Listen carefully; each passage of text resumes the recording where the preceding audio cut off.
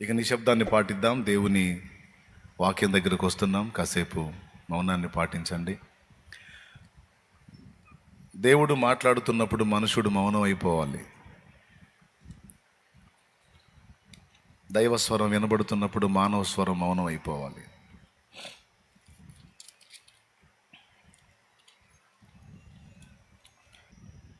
శుక్రవారం రోజున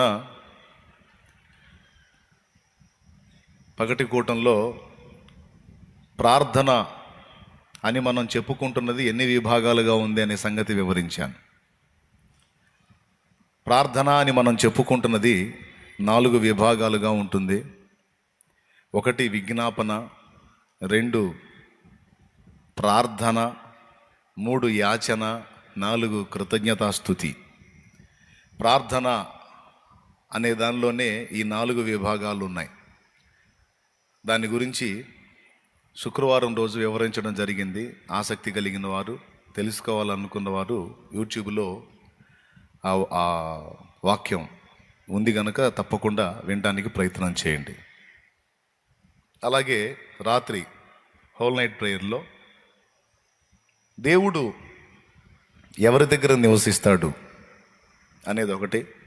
రెండవది, దేవుడు అసలు మనల్ని ఏం చేయమంటున్నాడు, మన నుంచి దేవుడు ఏం ఆశిస్తున్నాడు అనే 2 విషయాలకు సంబంధించి మంచి ధ్యానాన్ని రాత్రి మనం చేసుకున్నాం. ప్రభువుకు స్తోత్రం చెప్పండి గట్టిగా. ప్రభు ఎవరి దగ్గర నివాసం ఉంటానన్నాడు? వినయం గల వారి యొద్ద వారి ప్రాణాన్ని ఉజ్జీవింపజేయడానికి దేవుడు వారి యొద్దనే నివాసం ఉంటానన్నాడు. రెండవది, దేవుడు మనల్ని ఏం చేయమని కోరుతున్నాడు, మన నుండి ఏం ఆశిస్తున్నాడు అనే ఒక ప్రశ్నకి మనం ఏ పొద్దు బాధ్యత లేని వ్యక్తుల్లా గాక కాస్త బాధ్యతలోనికి రావాలి. మనం కూడా ఎప్పుడూ ప్రార్థన సహాయం పొందడమే కాదు, ఇతరులకు ప్రార్థన చేయాలి అనే విషయాన్ని రాత్రి మన ధ్యానంలో తెలుసుకున్నాం.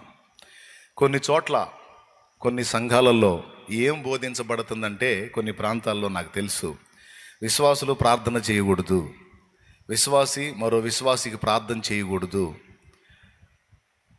అని బోధించబడుతుంది. ఏది చేయాలన్నా మేమే చేయాలి, పాస్టర్ గారే చేయాలి, పాస్టమ్మ గారే చేయాలి, కానీ విశ్వాసులు చేయకూడదు, విశ్వాసులు బోధించకూడదు, విశ్వాసులు ప్రార్థించకూడదు అని కొన్ని చోట్ల బోధించబడుతుంది.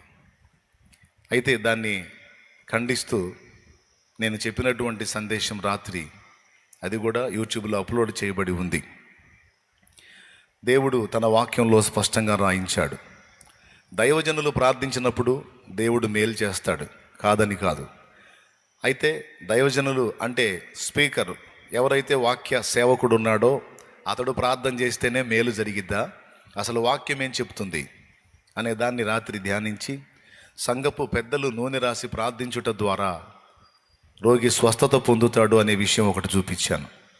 తర్వాత మీరు కూడా ఒకరి కోసం ఒకరు స్వస్థత పొందినట్లు ప్రార్థన చేసుకోవచ్చు అనే విషయాన్ని రాత్రి మీకు చూపించాను.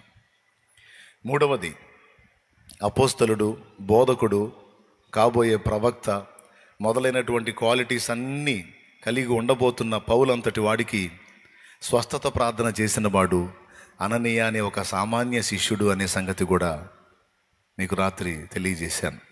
అప్పటికే చాలా టైం అయిపోయింది. అంతేకాదు, అపోల్లో ఒక రకంగా చెప్పాలంటే లేఖనాల యందు ప్రావీణ్యుడు, ధర్మశాస్త్రమందు ప్రావీణ్యుడైనటువంటి అపోల్లో కూడా అకులా ప్రిస్కిల్లా బోధించారు. అకులా ప్రిస్కిల్లా సామాన్య శిష్యులు. వాళ్ళు అపోల్లో లాంటి విద్వాంసుడికి బోధించారు. అతడు విన్నాడు.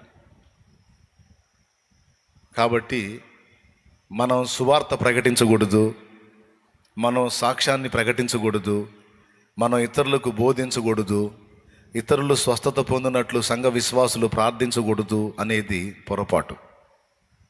ఖచ్చితంగా ప్రతి విశ్వాసి ఆ మెట్టుకి ఎదగాలి, ఆ బాధ్యతను తీసుకోవాలి. ఒక రకంగా చెప్పాలంటే భక్తిపరుడు భక్తిపరురాలు అంటే ఆదివారం రోజు క్రమం తప్పకుండా చర్చికి వచ్చి వెళ్ళిపోవటమే కాదు, కానీ దేవుని పనిలోనికి ఇన్వాల్వ్ అవ్వాలి, ప్రభు పనిలోనికి ప్రవేశించాలి. అది ఒరిజినల్ భక్తి. ఆర్డినరీగా వచ్చి ఏదో కాసేపు కూర్చున్నాను, మంచిదిలే, కూర్చుంటే కాసేపు విన్నాను, మంచిదిలే, ఏదో ఉన్న సందా వేసాను, మంచిదిలే, ఇక పోతాను అన్నట్టు పోతే దానివల్ల దేవునికి సంతోషం కాదు. మనమందరము ఇతరుల విషయంలో బాధ్యత కలిగి ఉన్నాం. ఇతరులకు దేవుని గురించి ప్రకటించాల్సిన బాధ్యత మన మీద ఉంది. ఎవరో సువార్త చెప్తే మనం విని ఈరోజు రక్షింపబడ్డాం. ఎవరి త్యాగమో మనం అనుభవిస్తున్నాం ఈరోజు. మరి మనం ఇతరుల కోసం త్యాగం చేయొద్దా? కాబట్టి మనకివ్వబడిన బాధ్యతను గురించి దేవుడు రాత్రి మనతో మాట్లాడాడు. మనం ఇతరులకు సువార్తను ప్రకటించటమే గాక వారి స్వస్థత కొరకు, వారి మేలు కొరకు మనం ప్రార్థించాలి. అంతేకాదు, దయ్యాలను వెళ్ళగొట్టే అధికారము దేవుడు సేవకుడికే కాదు, విశ్వాసులకు కూడా ఇచ్చాడు. అసలు విశ్వాసి అంటేనే నమ్మినవాడు అని అర్థం. అసలు విశ్వాసురాలంటేనే దేవుణ్ణి నమ్మినది అని అర్థం.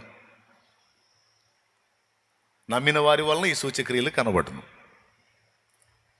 ఇక్కడ కూర్చున్న ఎంతమంది అయితే విశ్వాసులు ఉన్నారో, రక్షింపబడిన వాళ్ళు ఉన్నారో, మీలో ఎవరు గద్దించినా దయ్యం వెళ్ళిద్ది. ఆ అధికారం దేవుడే ఇచ్చాడు. కానీ ఎవరికైనా దురాత్మ పట్టి దురాత్మ చేత శోధించబడుతున్నప్పుడు సహజంగా మీరేం చేస్తారో నాకు తెలుసు. వెంటనే సేవకుడిని దేవులాడుకొని పరిగెత్తుతారు. కానీ దేవుని వాక్యం ఏం చెప్తుందంటే నువ్వు గద్దించమని చెప్తుంది, నువ్వే గద్దించమని చెప్తుంది. నీకు విశ్వాసం లేదా? క్రీస్తు రక్తం నీ మీద లేదా? నువ్వు దేవుని కొడుకువి కూతురువి కాలేదా? ఆయన కొడుకువి కూతురువి విశ్వాసం ద్వారా నువ్వు అయితే మరి ఆయన అధికారం నీకు రాలేదా? నువ్వు ఆయన బిడ్డవు కదా. బాప్తీసం ఎప్పుడైతే పొందావో అప్పుడే నువ్వు దేవుని కొడుకువి కూతురు అయిపోయావు. అర్థమైందా? దేవుని కొడుకువి కూతురు అయిపోయావు. ఆ అధికారం వచ్చేసింది నీకు. ఎప్పుడైతే నువ్వు రక్షింపబడ్డావో దేవదూతల కాపుదల వచ్చింది నీకు. ఎప్పుడైతే నువ్వు రక్షింపబడ్డావో, ఎప్పుడైతే ఆయన్ని నమ్మి ఆయన వెంబడిస్తున్నావో అప్పుడే నీకు దయ్యాల మీద అధికారం కూడా వచ్చింది. దీన్ని నువ్వు గ్రహించి నువ్వు ఈ పనిలోనికి ప్రవేశించాలి. నేను బాగా బాధపడుతున్న విషయం అదే. ఈరోజు చాలామంది విశ్వాసులు వాళ్ళ బాధ్యతను పట్టించుకోవట్లా. వాళ్ళ బాధ్యతను వాళ్ళు పట్టించుకోవట్లా, విస్మరిస్తున్నారు బాధ్యతని. అదే బాధ. ఏదో ఇంతమంది సంఘం ఉంటే ఏ 100 మందో ఏ 200 మందో కాస్త భారంగా కష్టపడతా ఉన్నారు సువార్త విషయంలోనూ, ఇలాగా బాధ్యత తీసుకునే విషయంలో. ఇక మిగిలిన వాళ్ళందరూ అన్ని శాలేమన్నే చూసుకుంటాడులే, అన్ని పాస్టర్లే చూసుకుంటారులే అని అనుకుంటున్నారు. చాలా తప్పు. మనందరం కూడా మన బాధ్యత నెరవేర్చాలి. మనందరికీ కూడా నశించిపోతున్న ఆత్మలకు సువార్త చెప్పాల్సిన బాధ్యత అప్పగించబడింది. యేసు ప్రభుని మన అవసరాల కోసం, మన సమస్యల కోసం ప్రార్థించి ఆయనను మన నిమిత్తం వాడుకోవటమే కాదు, అసలు ఒరిజినల్ భక్తి ఏంటంటే, ఆత్మీయతలో ఎదిగిన వాళ్ళ అనుభవం ఏంటంటే దేవుణ్ణి వాడుకోవటం కాదు, దేవుని కోసం వాడబడటం. అది ఒరిజినల్. సబ్బును రుద్దినట్టు ఏసైని రుద్దేసేయటం కాదు, ఏసై కోసం అవసరమైతే కొవ్వొత్తిలా కరిగిపోవటం ఒరిజినల్గా ఎదిగిన అనుభవం. నాకు తెలిసి దేవుని కృపను బట్టి నాకు దేవుడిచ్చిన బిడ్డల్లో చాలామంది చురుగ్గానే ఉన్నారు అని నా నమ్మకం. చురుగ్గా లేకపోతే, నేను చెప్పినట్లుగా ఆత్మీయతలోకి రాకపోతే, నేను చెప్పినట్లుగా బాధ్యతలోకి రాకపోతే ప్రతి నెల వందలాది మంది రక్షించబడరు. కానీ దేవుడు మనకిచ్చిన కృప, ప్రతి నెల వందలాది మంది రక్షించబడతా ఉన్నారు. ఎలా రక్షించబడుతున్నారు అంటే, విశ్వాసులైన మీరు వారికి ప్రకటించటం, వారిని సిద్ధపరచటం, వారి కోసం ప్రార్థించటం మీ బాధ్యత. మీరు చక్కగా నెరవేరుస్తున్నందున ఈ పరిచర్య నానాటికి బలాభివృద్ధి చెంది శాఖోపశాఖలే విస్తరించి ఇప్పుడు 200 సంఘాలకు సమీపంగా ఉంది. అది విస్తరిస్తుంది. ఇక్కడ కూర్చున్న వాళ్ళని అనేక మందిని వాళ్ళ స్థలాలలో ఆపేసి అక్కడే సంఘాలు కట్టాం. ఇక్కడ కూర్చునే వాళ్ళందరినీ అక్కడ ఆయా ప్రాంతాల్లో ఆపేసినా మళ్ళీ ఇదిగో ఫుల్ అయిపోయింది. ఇది అంటే రక్షింపబడుతున్న వాళ్ళని దేవుడు ప్రతిదినం, ప్రతి వారం, ప్రతి నెల చేరుస్తానే ఉన్నాడు సంఘంలోనికి. ఇది ఆయన కృప, ఆయన కృప, ఆయన బిడ్డలుగా మీ ప్రయాస. ఎందుకంటే నేను అందించే ఏ మాట అయినా తేలిగ్గా తీసుకోరు. కాకపోతే అప్పుడప్పుడు నేను అనుకుంటా ఉంటాను, వాళ్ళని అడుగుతూ ఉంటా, నా మాటలు సీరియస్గా తీసుకుంటున్నారా ప్రజలు? బిడ్డలు సీరియస్గా తీసుకుంటున్నారా? టేక్ ఇట్ ఈజీ అని వదిలేస్తున్నారా? అన్ని చోట్లకి వెళ్ళి వాక్యం విని ఇటుపక్క వదిలేసినట్టు వదిలేస్తున్నారా? లేకపోతే హృదయంలోనికి తీసుకుంటున్నారా అని అప్పుడప్పుడు నాకు డౌట్ వచ్చి అడుగుతూ ఉంటాను. కానీ నాకు మళ్ళీ ఒక పక్క నమ్మకం ఏంటంటే ఖచ్చితంగా తీసుకుంటారని, ఖచ్చితంగా సీరియస్గా తీసుకుంటారని. ఇంతమందిలో ఏ కొద్ది మందో మినహాయించి దాదాపు 3%, 4లో 3 భాగాలు పర్ఫెక్ట్గా తీసుకునే వాళ్ళే ఉన్నారని నా నమ్మకం. ఆమేన్. 3 భాగాలు కాదు, 4 భాగాలు తీసుకోవాలి. అట్లా తయారు కావాలి. నా కోరిక ఆడపిల్లలందరూ ఆత్మల్ని సంపాదించిన వాళ్ళై ఉండాలి. మగబిడ్డలందరూ ఆత్మల్ని సంపాదించిన వాళ్ళై ఉండాలి. పరిశుద్ధాత్మతో నిండుకున్న వాళ్ళై ఉండాలి. పరిశుద్ధాత్మతో నింపబడిన వాళ్ళై ఉండాలి. వాళ్ళు ఇంట బయట ఎక్కడున్నా, ఏ ప్రదేశంలో ఉన్నా, ఎలాంటి పొరుగులో ఉన్నా వాళ్ళు పరిశుద్ధాత్మతో నిండుకొని దేవుని ఆత్మ సంబంధులై ప్రజ్వలించాలన్నది నా కోరిక.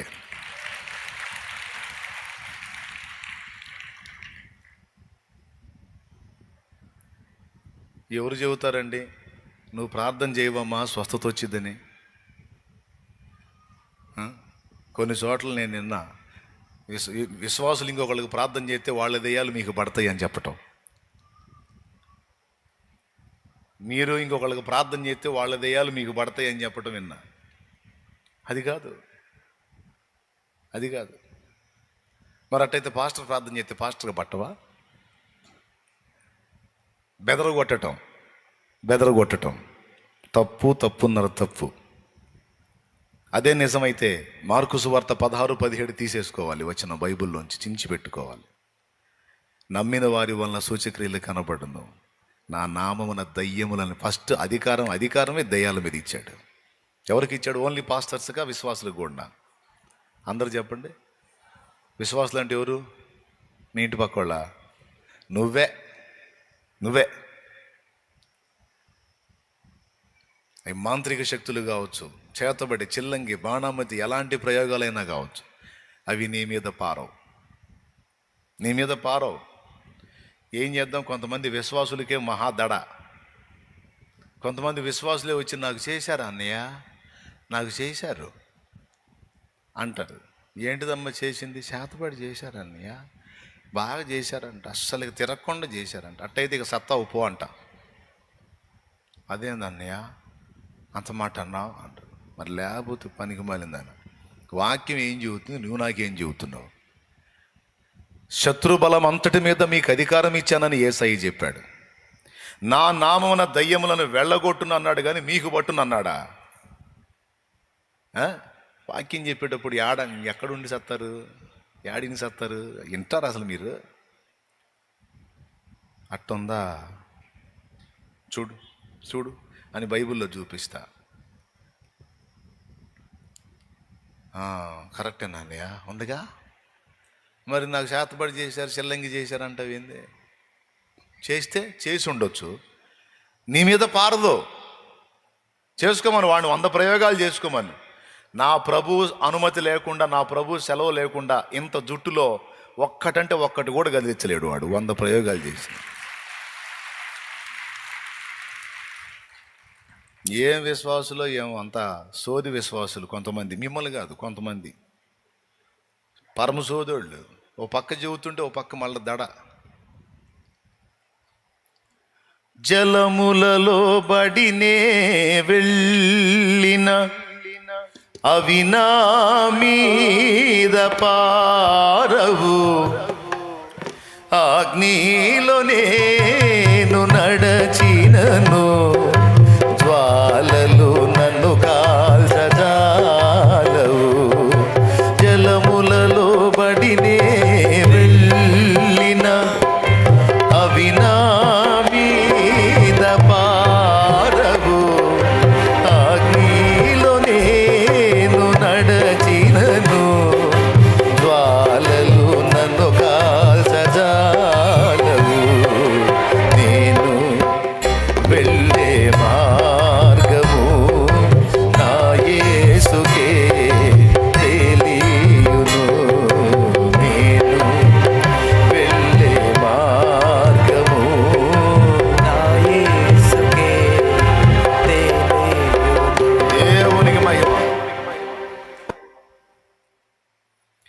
మంత్రం అంట మాటతో పనిచేసిద్దంట. మంత్రం మాటతో. ఏ కాడికి వాళ్ళు చెప్పిన మాటలు విని గందరగోళం అయిపోతుంటారు. నేను చెబుతున్నా, వాళ్ళ మాటలే మంత్రాలు. పొరపాటును కూడా నమ్మొద్దు. ఎవరన్నా వచ్చి నీకేందో చేసినట్టే ఉన్నారు వదినా అన్నారు అనుకో, ఏం చేశారంట, ఈ లక్షణాలు ఈ ఇంట్లో జరుగుతున్న తంతంతా చూస్తుంటే గట్టిగానే ఏదో మొత్తానికి ప్రయోగం చేసినట్టే ఉందంటే అంతేనంట వదిన, మరి ఎట్టా అనొద్దు అనొద్దు. అట చెప్పింది అనుకో, నువ్వేం చేయాలి తెలుసా? ఇప్పుడు నేను పాడిన పాట పాడాలి.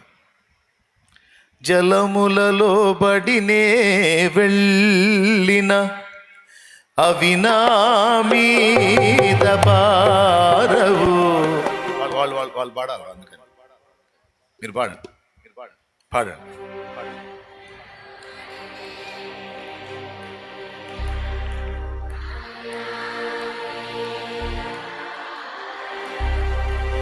అగ్నిలో నేను నడచినను,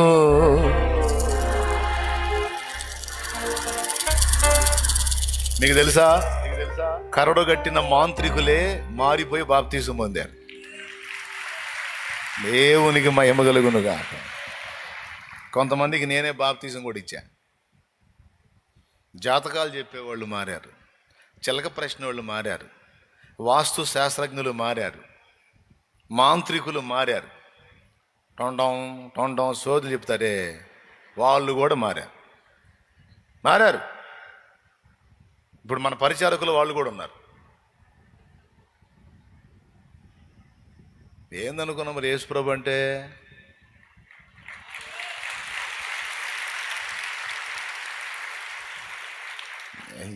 యేసయ్యతో కూడిన వ్యవహారం చిన్న వ్యవహారం కాదు. మన భాషలో చెప్పాలంటే పెద్ద వ్యవహారం. ఉన్న దేవుడు ఒక్కడే, భూమి ఆకాశాలకు సృష్టికర్త. చరాచర జగత్తును సమస్తాన్ని నిర్మించిన వాడు ప్రభువే. ఆయనకు మించిన శక్తి ఏముంది? నువ్వు ఎప్పుడైతే ఆయన కుమారుడివి కుమార్తె అయిపోయావో నీకు ప్రొటెక్షన్ వచ్చేసింది, భద్రత వచ్చేసింది.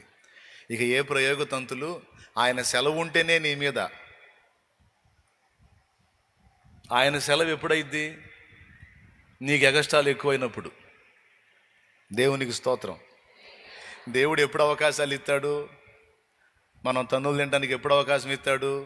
మనకి ఎగస్టాలు ఎక్కువైనప్పుడు.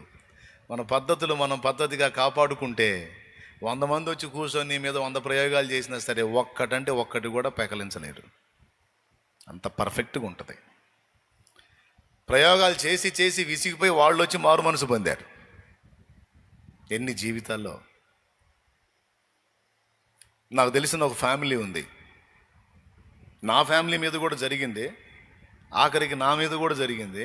నాకు తెలిసిన ఒక కుటుంబం ఉంది, వాళ్ళు కూడా ఇక్కడే కూర్చొని ఉన్నారు ఇప్పుడు. ఒరిజినల్గా ఆ ఫ్యామిలీ మీద మాంత్రిక ప్రయోగం జరిగింది. వాళ్ళు అప్పుడు యేసుప్రభుని నమ్ముకోలే, విగ్రహారాధికులుగా ఉన్నారు, మంచి పూజల్లో ఉన్నారు. వాళ్ళు జీవం గల దేవుణ్ణి ఎరగరు. వాళ్ళకి పక్కన ఉన్న శత్రువు వాళ్ళ మీద మంత్రప్రయోగం చేశారు, మాంత్రిక విద్య ప్రదర్శించారు. ఆత్మహత్యలు చేసుకొని కొంతమంది, సడన్గా చచ్చిపోయి కొంతమంది, మొత్తం ఆ ఇంట 5 హతులయ్యారు. 5 హతులు. మాంత్రిక విద్యలు ప్రయోగించి 5 ప్రాణాలను తీశారండి. ఏదో ఒక కారణం చూపించటం, పురుగు మందు తాగటం, ఏదో ఒక కారణం చూపించటం, ఏదో ఒకటి అటెంప్ట్ చేసుకోవటం, అట్లా కొన్ని ఊహించని రీతిలో అట్లా 5 ప్రాణాలు పోయినాయి. మంచి పూజల్లో ఉన్నారు, మంచి పూజల్లో.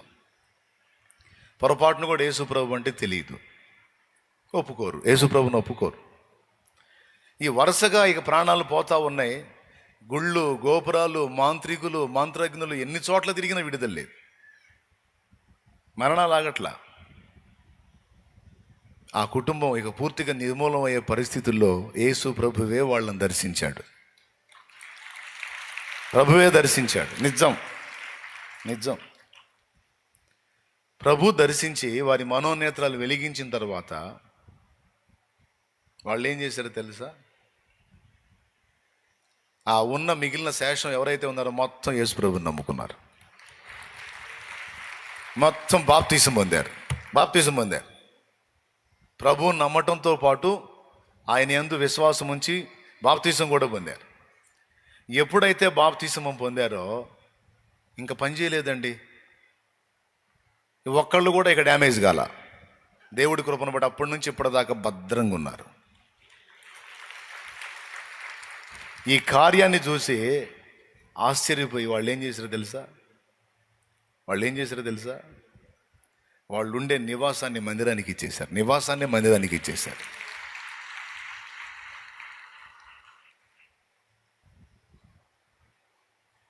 మీకు ఎంతమందికి అర్థమైంది నేను చెప్పింది?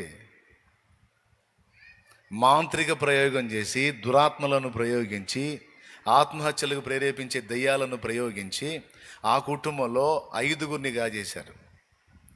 అందుకే మాంత్రికులు నరకానికి వెళ్తారని రాస్తుంది బైబిల్లో.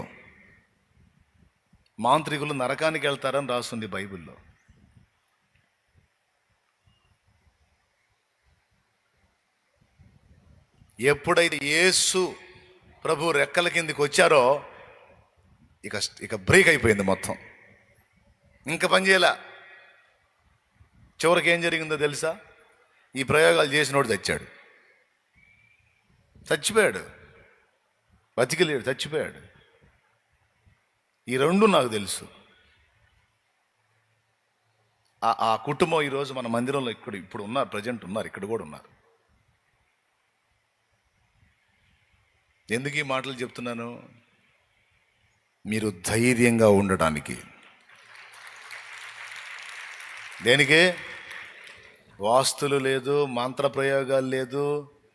మన మా అమ్మాయి చెబుతుంది, పక్కింటోళ్ళు నిమ్మకాయలు, ఎండుమిరకాయలు మంత్రం చేసి ఇంటి మీద వేస్తున్నారంట, వాళ్ళ ఇంటి మీద. నేను అన్నాను, మొన్న ఆయన చెప్పాడు వినలేదా? నిమ్మకాయ ముక్కలు చేసి శుభ్రంగా పులిహారలో పిండుకో,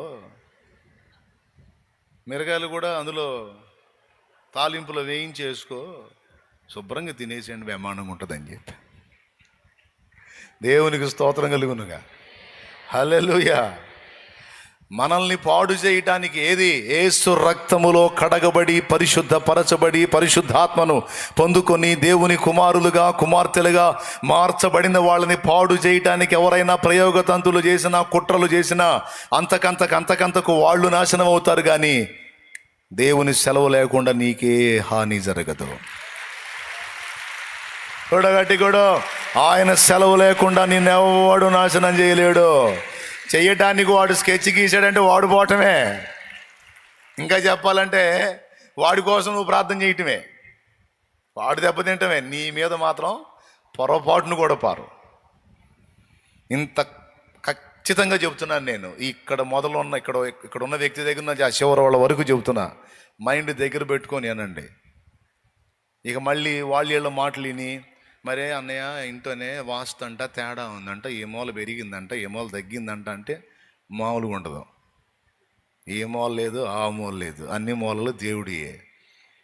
నువ్వు దేవునికి ఇష్టంగా ఉంటే, దేవునికి నమ్మకంగా ఉంటే, దయ్యాల కొంపలు అడుగు పెట్టినా సరే నిన్ను బట్టి అది దేవాలయంగా మారిద్ది అంతే.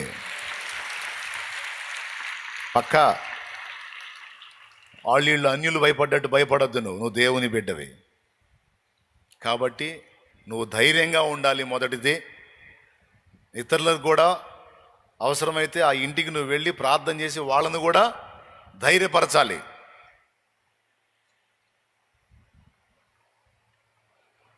అట్లా ఉండాలి. అందరూ బాధ్యత తీసుకోవాలి.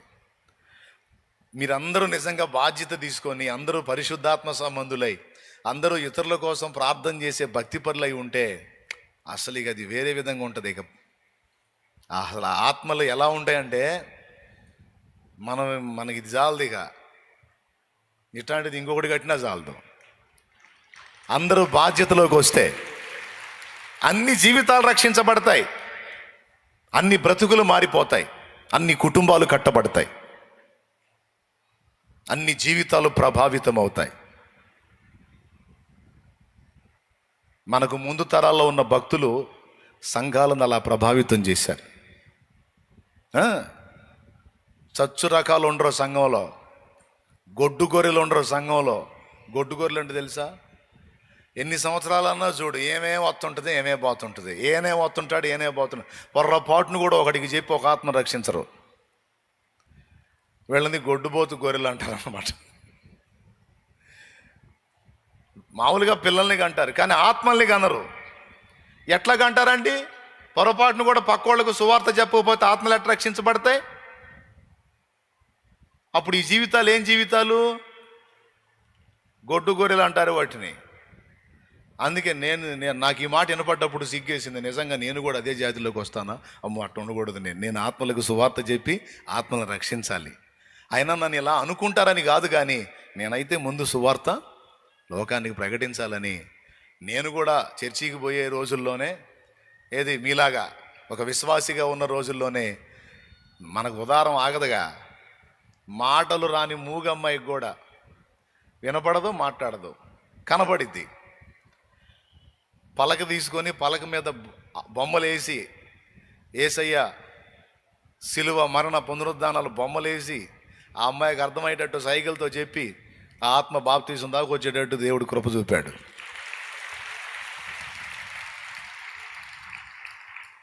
భారం, ఆత్మల భారం.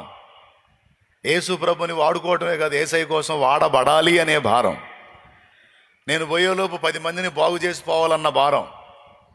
నన్ను దేవుడు పిలిచేలోపు 10 జీవితాలను వెలిగించిపోవాలన్న భారం. దేవునికి స్తోత్రం. నేను వర్క్ చేయించేవాడిని, నా దగ్గర జీతగాళ్ళు ఉండేవాళ్ళు. ఆదివారం వచ్చేటప్పటికి మరి వాళ్ళు నా దగ్గర స్థిరంగా ఉండి వర్క్ చేయాలంటే వాళ్ళు డ్రింక్ మాస్టర్లు, తీసుకెళ్ళి నేనే తాపించాలి. యేసుప్రభుని ఎరగని దినాల్లో ఎవడికి ఏది హాబీ ఉంటే వాడికి ఇక డబ్బులు ఇచ్చేవాడిని, తెచ్చుకోరా తాగు అని. మనకు తెలియదుగా ప్రభువుని తెలుసుకున్న తర్వాత వాళ్ళందరినీ దేవుని వైపు తిప్పడానికి మొదలుపెట్టా. ఒకప్పుడు నేనే చెడగొట్టినోడిని, ఇప్పుడు నేనే వాళ్ళకి దేవుని గురించి చెప్పి వారిలో కొంతమందిని బాప్తీసంలోకి నడిపించాం. అంతకుముందు ఆదివారం వస్తే వాళ్ళని వేరే వేరే కార్యక్రమాలకు తీసుకెళ్ళే నేను, సినిమాలకు వాటికి వీటికి చెడుతనానికి తీసుకెళ్ళే నేను, ఎప్పుడైతే యేసు ప్రభుని నమ్ముకున్నానో నా బ్రతుకు మారిందో, ఆదివారం రోజు ఎట్టి పరిస్థితుల్లో సెలవు పెట్టి వాళ్ళ మొత్తాన్ని తీసుకొని చర్చికి పోయేవాడిని. వెళ్ళా, ఈరోజు మీకు సెలవు. ఒకరోజు వాళ్ళని వర్క్ ఆపేస్తే నాకు పెద్ద మొత్తంలో డబ్బు ఖర్చు, వచ్చే రాబడి కూడా ఆగిపోయింది. వాళ్ళు వర్క్ చేస్తే నాకు డబ్బులు వస్తాయి, వాళ్ళు వర్క్ ఆపేస్తే నాకు డబ్బులు రాకపోగా జేబులో ఉన్నాయి, ఖర్చు అవుతాయి. అయినా సరే నష్టం వస్తే వచ్చింది, పర్వాలేదు. వీళ్ళని దేవుడికి పరిచయం చేయాలి. ఈరోజు సెలవు, తొందరగా స్నానాలు చేయండి, తలకలు పోసుకోండి, మొత్తం ఒక్కొక్కటి మురికి వదిలిస్తారు. ఆ రోజు తలకలు పోసేస్తారు శుభ్రంగా. ఇక బాండ్రా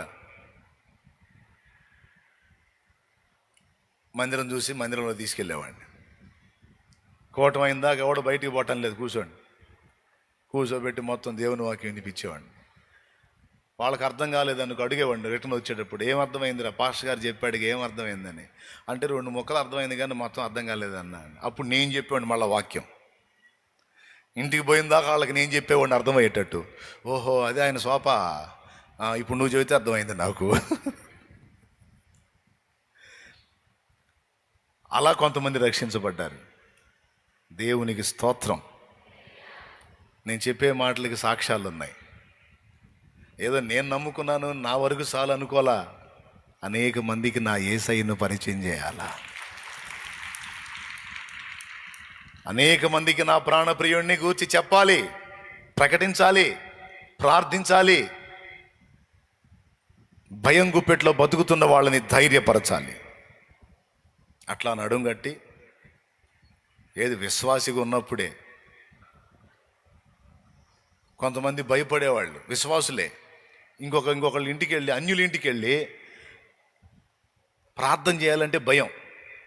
అయ్యో వాళ్ళు అసలే అన్యులు, వాళ్ళ ఇంట్లో బొమ్మలు చూసావా, బొమ్మలు ఎన్నున్నాయో, ఎందుకు వచ్చిన గొడవ, నేను రాను అనేవాడు.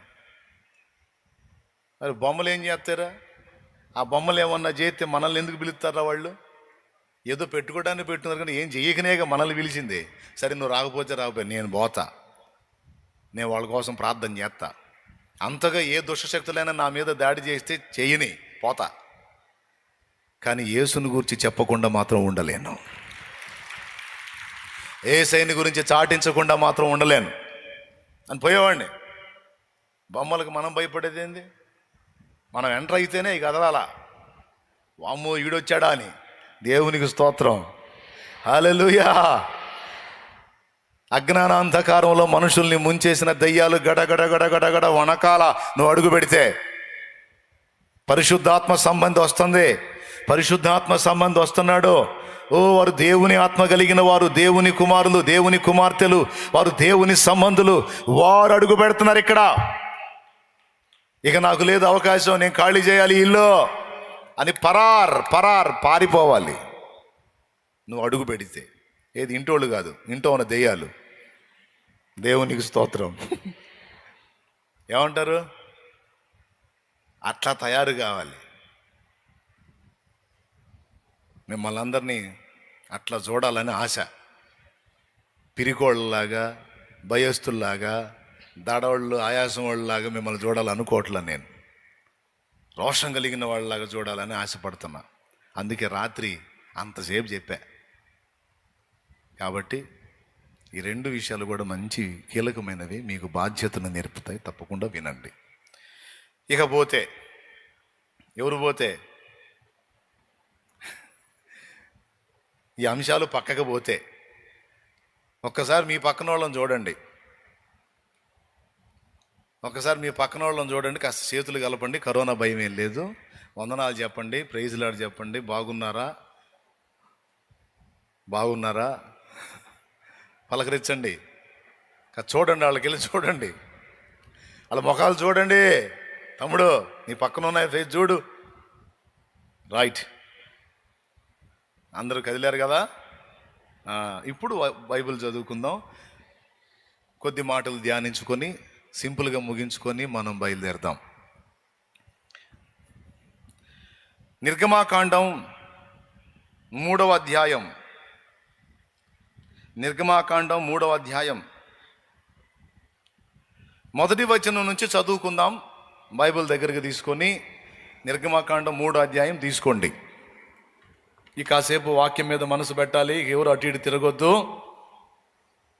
చెప్పిన మాటలు హృదయంలోకి తీసుకోండి.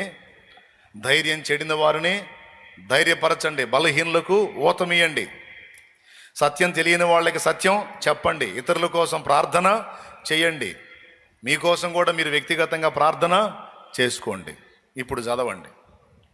మోషే మిద్యాను యాజకుడైన ఇత్రో అను తన మామ మందను మేపుచు ఆ మందను అరణ్యము అవతలకు తోలుకొని దేవుని పర్వతమైన హోరేబుకు వచ్చెను. ఒక పొద నడిమిని అగ్నిజ్వాలలలో యెహోవా దూత అతనికి ప్రత్యక్షమాయెను. అతడు చూచినప్పుడు అగ్ని వలన ఆ పొద మండుచుండెను గాని పొద కాలిపోలేదు. అప్పుడు మోషే, ఆ పొద ఏల కాలిపోలేదు, నేను ఆ తట్టు వెళ్ళి ఈ గొప్ప వింత చూచెదననుకొనెను. దానిని చూచుటకు అతడు ఆ తట్టు వచ్చుట యెహోవా చూచెను.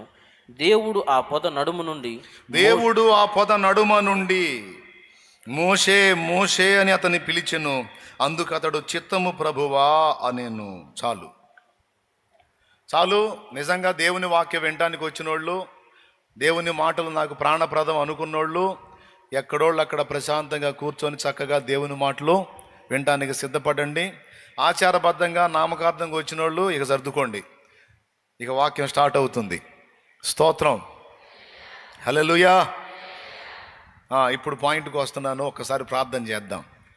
చదువుకున్న వచనాన్ని బట్టి. ప్రేమ కలిగిన మా మహాపరిశుద్ధ తండ్రి, ఘనుడవగు దేవా, నీకు స్తోత్రము. నీ దయాపూర్వక సంకల్పాన్ని బట్టి ఈరోజు మాతో మాట్లాడ నిశ్చయించారు. మమ్మల్ని బలపరచండి. ఉపదేశాన్ని అడ్డగింపు చూసే సైతాను, దురాత్మ, దయ్యపు అంధకార శక్తుల ప్రభావం నజరేయుడగు యేసు నామములో బంధిస్తున్నాం. పూర్తిగా మీరే అధ్యక్ష స్థానం నుండి మాతో మాట్లాడుమని, మా మనోనేత్రాలు వెలిగించుమని, నీ బలహీన దాసుడు, అయోగ్య దాసుని రక్తముతో గడిగి పరిశుద్ధపరిచి ఈ పాత్రను వాడుకొని అందరినీ సంధించుమని యేసు నామములో వేడుచు పరిశుద్ధాత్మ సహాయమును పొంది ఉన్నామని నమ్ముచున్నాము తండ్రి. మన ప్రార్థన విన్న దేవునికి ముందే విశ్వాసంతో స్తోత్రం చెప్దామా? జాగ్రత్త, ఎక్కువ చెప్పకూడదు, మళ్ళీ అలిసిపోతాం. అది గట్టిగా చెప్పండి, మరి దారుణంగా. అది ఇప్పుడు చూద్దాం. మోషే మిద్యాను ప్రాంతంలో ఉన్నాడు. వాళ్ళ మామగారు ఇత్రో గారు, ఆయనకి గొర్రె మందలు ఉన్నాయి. ఆ మందల్ని అరణ్యం ఆవలికి తోలుకొని పోయాడు. ఏ రోజు దాదాపు 40 సంవత్సరాలు ఏ రోజు కూడా తను చూడని ఒక వింతని ఆ రోజు చూశాడు. ఎప్పుడు ఆ అడవిలోకి తోలకెళ్ళి అవి మేస్తూ ఉంటే ఏడో దగ్గర కూర్చొని వాటిని చూసుకుంటూ ఉంటాం ఆయన పని. వాస్తవానికి ఐగుప్తీయుల సకల విద్యల యందు ప్రావీణ్యత సంపాదించి, మాటల యందు నేర్పుతనం సంపాదించి గొప్ప వ్యక్తిగా ఉన్నటువంటి మోషే ఈ 40 సంవత్సరాల కాలంలో వట్టివాడైపోయాడు. ఆ గొర్రెలను తీసుకెళ్ళటం ఏందో, వాటిని మేపక రావటం ఏందో, వాటిని దొడ్డిలో తోలటం ఏంటో, ఇక ఆ పూట గడవటం ఏంటో, ఇక అదే మోషే జీవితం. ఆ రోజు అడవి అవతలకి తోలుకొని పోయాడు మందని. ఆ మంద మేస్తున్నాయి. బాగా వినండి, మంద మేస్తున్నాయి. ఒక కొండ ఉంది, హోరేబు అనేటువంటి పర్వతం. సహజంగా మంద మేస్తున్నప్పుడు అట్టేటట్టు చూస్తాం కదా, చూస్తే అట్ట కొండపైకి చూశాడు. అట్లా ఒక పొద కనపడుతుంది. పొద అంటే ఒక చెట్ట, అనేక చెట్లు కలిసి ఉన్నదా? పెద్దగా చెప్పాలి, ఒక చెట్టు పొద కాదు కదా. మీకు అందరికీ తెలుసుగా పొద అని దేన్ని అంటారు, మళ్ళీ చెప్పండి. ఒకదానికి ఒకటి పెన్నేసుకొని కలిసిపోయి వాటి కింద పందిరిలాగా ఏర్పడిద్ది, నీడ వచ్చిద్ది, మంచి నీడ. దాన్ని పొద అంటారు. అనేక చెట్లు వాటి కొమ్మలు ఒకదాంతో ఒకటి కలిసిపోయి దాన్ని పొదరిల్లు అని కూడా అంటారు. ఒక ఇల్లులాగా తయారయ్యిద్ది అనమాట. దాని కింద చక్కని నీడ ఉంటుంది. అర్థమైందా? అది పొద. అలాంటి పొద ఒకటి కనపడుతుంది. మోషే మామూలుగా మందం తోలుకుంటూ మందను చూసుకుంటూ అటు చూశాడు.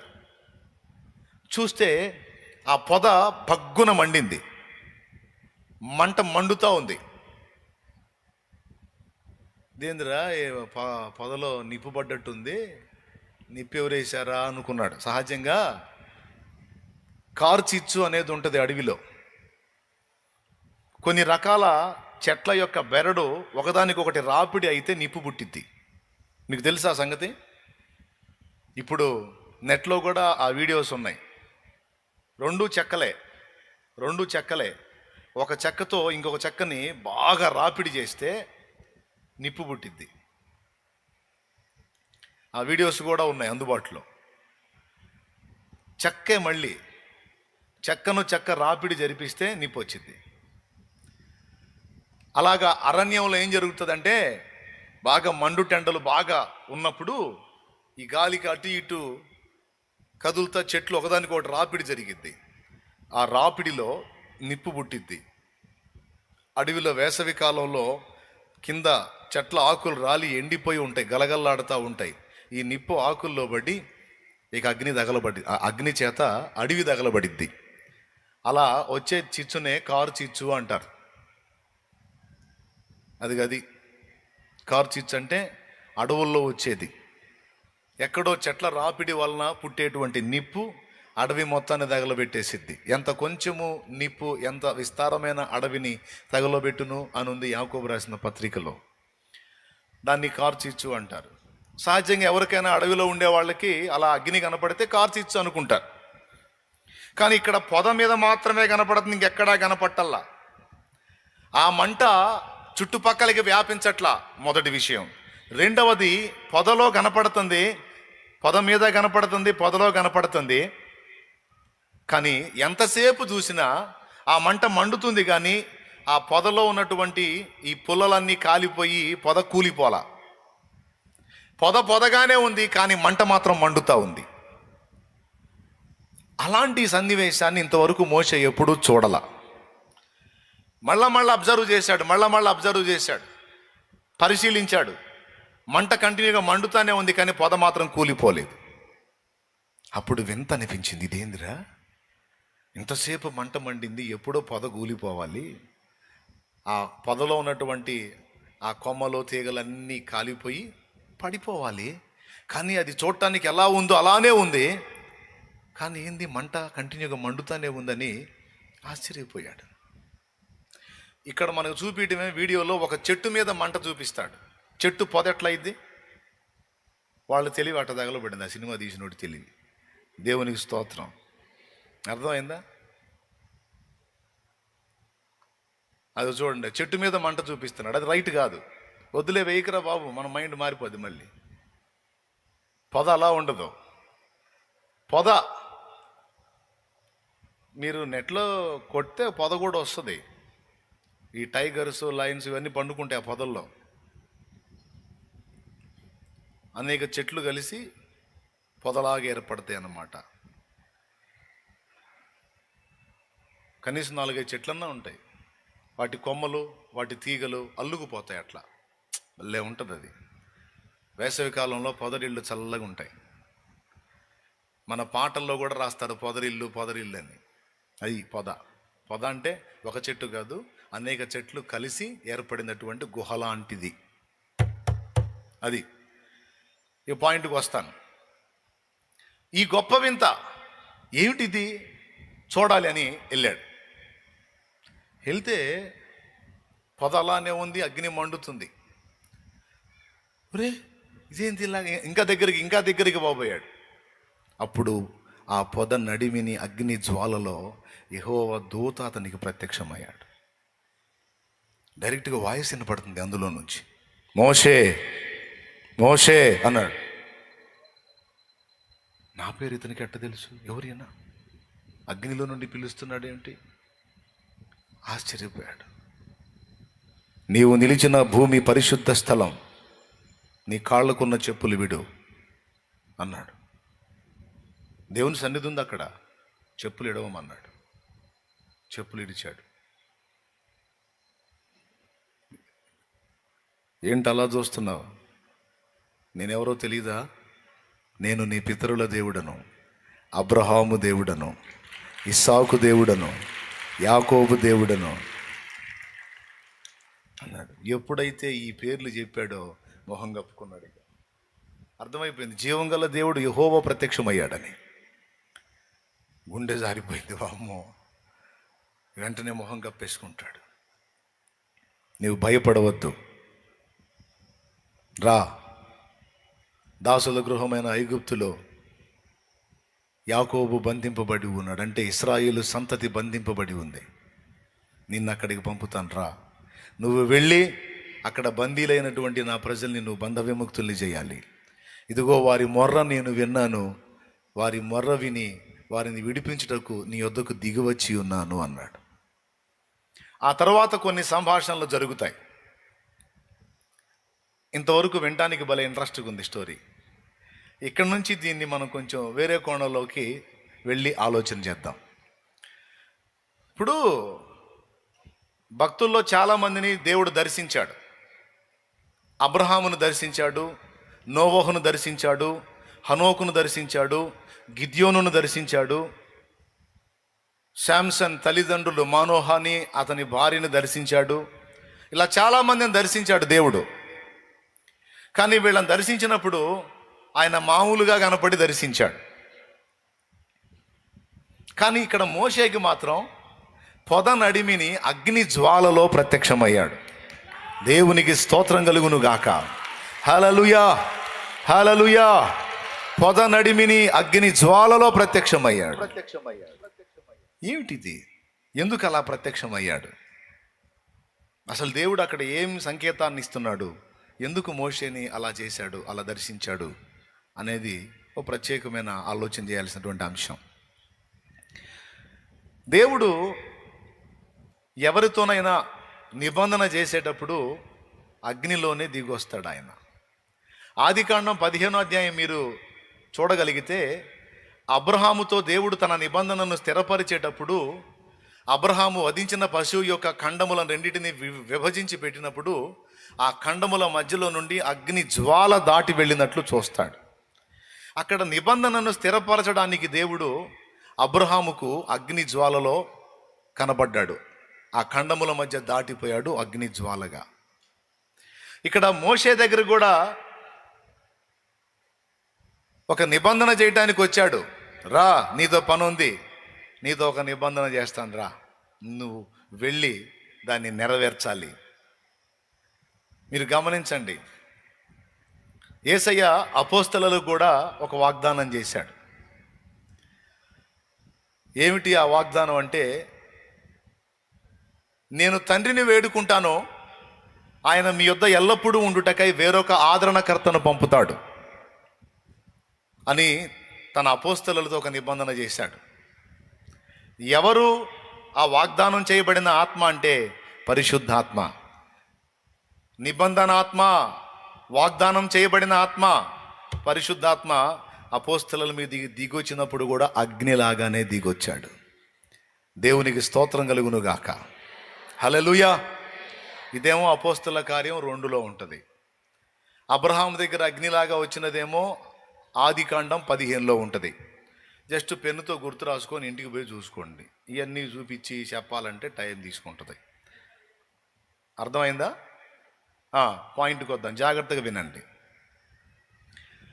ఇక్కడ మోషేని దేవుడు ఆకర్షిస్తున్నాడు.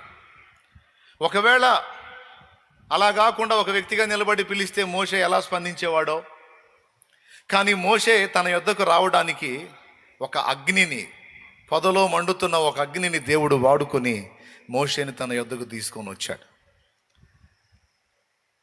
మండుచున్న పొద, ఇది చాలా ఆలోచించాల్సినటువంటి విషయం. మండుచున్న పొద ద్వారా మోషేని దేవుడు ఆకర్షించాడు. అప్పటిదాకా తన బాధ్యతను విస్మరించి, కర్తవ్యాన్ని మరచి, తను ఇక నా లైఫ్ అయిపోయింది, ఇంకేముందిలే ఈ జీవితం అనుకొని ఒక వైరాగ్యంలోనికి, విరక్తిలోనికి వెళ్ళిపోయినటువంటి ఒక వ్యక్తికి దేవుడు తన చిత్తాన్ని, సంకల్పాన్ని బయలుపరచాలనుకున్నప్పుడు దేవుడు తీసుకున్న నిర్ణయం పొద నడిమిని అగ్ని జ్వాలలో మోషేకు ప్రత్యక్షం అవటం. దేవునికి స్తోత్రం.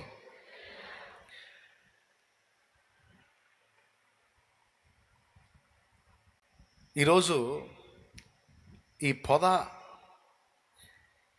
అనేదాన్ని కొద్దిగా ధ్యానిద్దాం. మండుచున్న పొద అనేదాన్ని. మండుచున్న పొద దగ్గరికి మోషే వెళ్ళినప్పుడు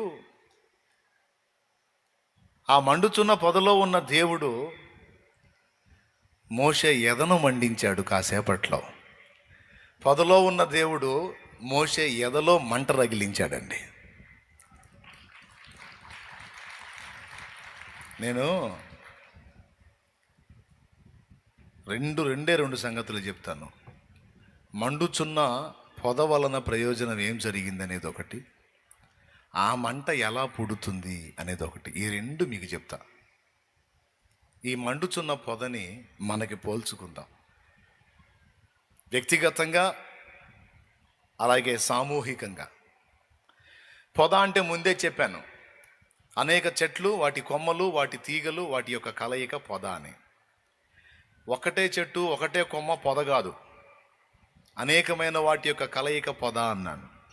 సంఘము అంటే ఒక్కడే మనుషుడు కాదు, అనేక మంది కలయిక ద్వారా ఒక సంఘం ఏర్పడుతుంది.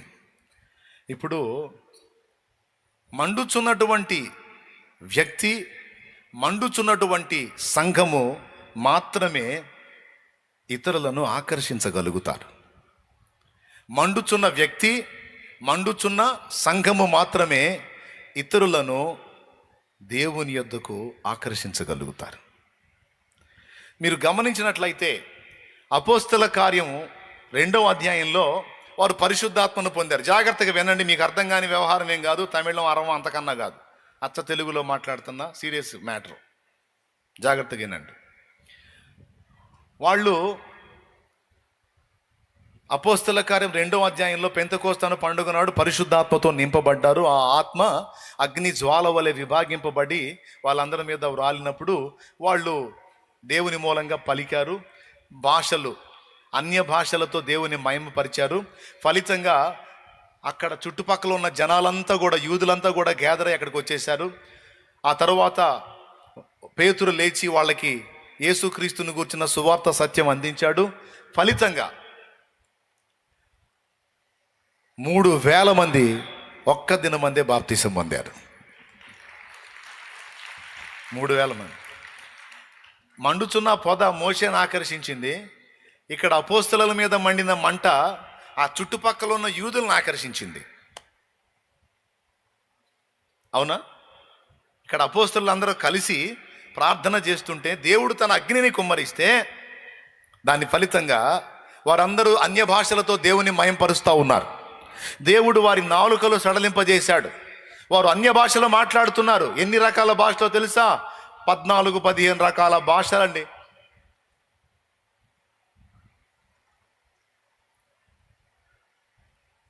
రకరకాల భాషలు 14-15. మీరు లెక్కేసుకొని చూసుకోండి ఇంటికి పోయినాక అక్కడ ఎన్ని రకాల భాషలు వాళ్ళు మాట్లాడారో. యెరూషలేములో ఇశ్రాయేలుకు దేవుడు నియమించిన పండగలు జరుగుతాయి. ఆ పండగలు జరుగుతున్నప్పుడు ప్రపంచం మొత్తంలో ఎక్కడున్న యూదుడైనా సరే అక్కడికి వెళ్ళాలి. నేనున్న దగ్గర గుడి కడతానంటే కుదరదు. మొత్తం కలిసి యెరూషలేములో దేవుడు నియమించినటువంటి స్థానానికి వెళ్ళాలి. అక్కడే ఆరాధనలో పాల్గొనాలి. అది వాళ్ళకి నిత్య నిబంధన. కాబట్టి ఆయా దేశాల్లో చెదరినటువంటి యూదులు ఆ పండగకి మొత్తం అక్కడికి చేరారు. అర్థమైందా? మొన్న మనం కోటాలు పెట్టాం కండి, మహాకోటాలు పెట్టామా లేదా? హైదరాబాద్ వాళ్ళు, చెన్నై వాళ్ళు, కర్ణాటక వాళ్ళు వీళ్ళందరూ రాలేదా? రకరకాల రాష్ట్రాల నుంచి వచ్చారు లేదా? వాస్తవంగా వాళ్ళు ఇక్కడ వాళ్ళ, చిలకలూరుపేట వాళ్ళ, ఎక్కడోళ్ళు? వాళ్ళ మాతృ రాష్ట్రాలు అవి, వాళ్ళ ప్రాంతాలు అవి, సొంత ప్రాంతాలు. ఎట్లనో ఈ యూట్యూబ్ ద్వారా వాళ్ళు దేవుని మాటలు విన్నారు, మొత్తాన్ని తెలుసుకున్నారు. ఆయా భాషలు మాట్లాడే వాళ్ళందరూ వచ్చి కూర్చొని దేవుని మాటలు విన్నారు. మరి ఆశ్చర్యం చెప్పనా, ఒక ఆయన ఒక గుంపును కూర్చోబెట్టుకున్నాడు, స్పీకరు మైకు పెట్టుకున్నాడు. నేను అక్కడ వాక్యం చెబుతుంటే వాళ్ళ భాషలోకి ట్రాన్స్లేషన్ చేసి వాళ్ళకి చెబుతున్నాడు.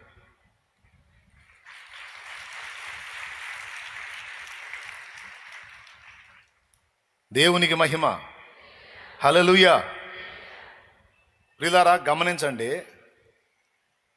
అట్లాగా నానావిధ భాషలు మాట్లాడే వాళ్ళంతా చెదరిపోయినారు. వాళ్ళంతా ఆ పండగకు వచ్చారు అక్కడికి, మనోళ్ళు అనుకోవటానికి వచ్చినట్టు. వస్తే ఆ మేడగది మీద ఒక సౌండ్ వచ్చింది, దన్మని పెద్ద సౌండ్ వచ్చింది.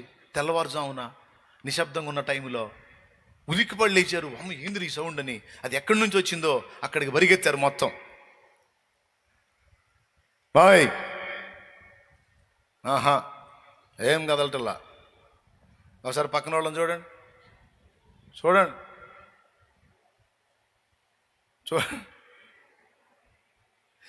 ఇంతలావున అరిసి మొత్తుకొని చెబుతున్నారు. దేవునికి స్తోత్రం కలుగును. వాక్యం వినరా తల్లి, బాగుపడతావు, అనేక మందిని బాగు చేస్తావు. జాగ్రత్త. ఒక్కళ్ళు పరధ్యానాన్ని పోయినా ఇబ్బందిగా ఉంటుంది నాకు. దయచేసి జాగ్రత్త, అందరూ వినాలి. ఏంద్ర ఇంతలో సౌండ్ వచ్చిన వాళ్ళు పరిగెత్తారు ఆడికి. పరిగెత్తేసరికి ఏముంది, దాదాపు 1000 మంది పరిగెత్తారు. ఎక్కడి నుంచి వచ్చిందో సౌండ్ అక్కడికి వెళ్ళిపోయారు. బలముగా వీచు గాలి వంటి ధ్వని, అది వాళ్ళు ప్రార్థన చేస్తూ ఉన్నారు. దేవునికి స్తోత్రం కలుగును గాక. అదిగో మొత్తం గ్యాదర్ అవుతూ ఉన్నారు. ఆకాశం తెరవబడింది, అగ్ని దిగొచ్చింది. ఒక ప్రత్యేకమైన శక్తి వాళ్ళు పొందుకున్నారు. అప్పటిదాకా వాళ్ళలో లేని ఒక ప్రభావాన్ని వాళ్ళు పొందారు. పొంది ఈ చుట్టుపక్కల గ్యాదర్ అయ్యారు. చూడు, వీళ్ళ భాషల్లో ఆ మేడగది మీద ఉన్న స్థానికులు దేవుణ్ణి మహింపరుస్తున్నారు. ఇప్పుడు చిలకలూరుపేటలో ఉన్న వాళ్ళకి ఏమవచ్చండి, తెలుగు భాష వచ్చు. వీళ్ళు కన్నడ మాట్లాడితే, వీళ్ళు అరబం మాట్లాడితే, తమిళం మాట్లాడితే, వీళ్ళు మలయాళం మాట్లాడితే, అసలు ఆ భాషలు తెలుసు వీళ్ళకి. పొరపాటున మలయాళీ వ్యక్తి వచ్చేవని అడిగాడు అనుకో, మాకు తెలియదు పోయో అంటారు. కానీ అలా కాకుండా మలయాళీ వ్యక్తి ముందు, తమిళ వ్యక్తి ముందు, మరాఠా వ్యక్తి ముందు, కర్ణాటక వ్యక్తి ముందు వాళ్ళ భాషలతో వీళ్ళు దేవుణ్ణి మయంపరిచారు. ఆశ్చర్యం. వీళ్ళు ఇక్కడ స్థానికులు, వీళ్ళకి మా భాషలు ఎట్ట తెలుసు అని ఆశ్చర్యం. అలా ఆశ్చర్య కార్యం జరిగింది అక్కడ. మాట్లాడుతూ ఉంటే ఆశ్చర్యపోయి, ఏంట్రా వీళ్ళు మన సొంత భాషల్లో వీళ్ళు మాట్లాడుతున్నారు ఏంది? వీళ్ళు స్థానికులు కదా, వీళ్ళు దేశాలు తిరిగిన వాళ్ళు కూడా కాదు, లేస్తే ఇక్కడే ఉండి ఇక్కడే పనులు చేసుకునే స్థానికులు, వీళ్ళకి మన భాషలు ఎట్లా తెలుసు? అసలు అది కాదు, ఒక్కొక్కటి ఇన్ని రకాల భాషలు ఎట్లా మాట్లాడుతున్నాడు, ఆ భాషల్లో దేవుణ్ణి ఇంత ఘనంగా మయంపరుస్తున్నారేంటి, ఇదేమే నా ఆశ్చర్యపోతే, అప్పుడు పేతురు లేచి, సహోదరులారా, ప్రవక్త ద్వారా దేవుడు రాయించిన మాట మర్చిపోయారా మీరు? ప్రవక్త అయిన యోవేలు ద్వారా ఏం చెప్పాడో, అంత్య దినములలో జనులందరి మీద నా ఆత్మను కుమ్మరిస్తానని చెప్పలేదా? అదిగో ఆనాడు వాగ్దానం చేసినటువంటి ఆ వాగ్దాన విధికి ఇప్పుడు నెరవేరుస్తున్నాడు దేవుడు, తన నిబంధన నెరవేరుస్తున్నాడు అని మొదలుపెట్టి సువార్త చెప్పాడు. 3,000 మంది చేర్చబడ్డారు. ఈ చేర్చబడ్డ ఈ 3,000 మంది ఆల్రెడీ ఉన్న వ్యక్తులు మొత్తం కలిసి ఒక సంఘం అయిపోయింది. ఇప్పుడు చెప్పండి, అనేక వ్యక్తులు కలిసింది ఒక పొద అయిపోయిందన్నమాట. ఈ పొద లేదా ఈ సంఘము ఎలా ఉందో తెలుసా? ఇందులో ప్రతి ఒక్క వ్యక్తి మంట కలిగిన వారై ఉన్నారు, మండుతున్నారు. ఎవ్వరు తక్కువ లేదు, ఎవ్వరికి వాళ్ళే దేవుని కొరకు రోషం కలిగి ఉన్నారు. దేవుని వాక్యం ఏం చెబుతుందో తెలుసా? అపోస్తల కార్యం 2వ అధ్యాయం 43వ వచనం, అప్పుడు ప్రతి వానికి భయము కలిగిందని రాస్తుంది.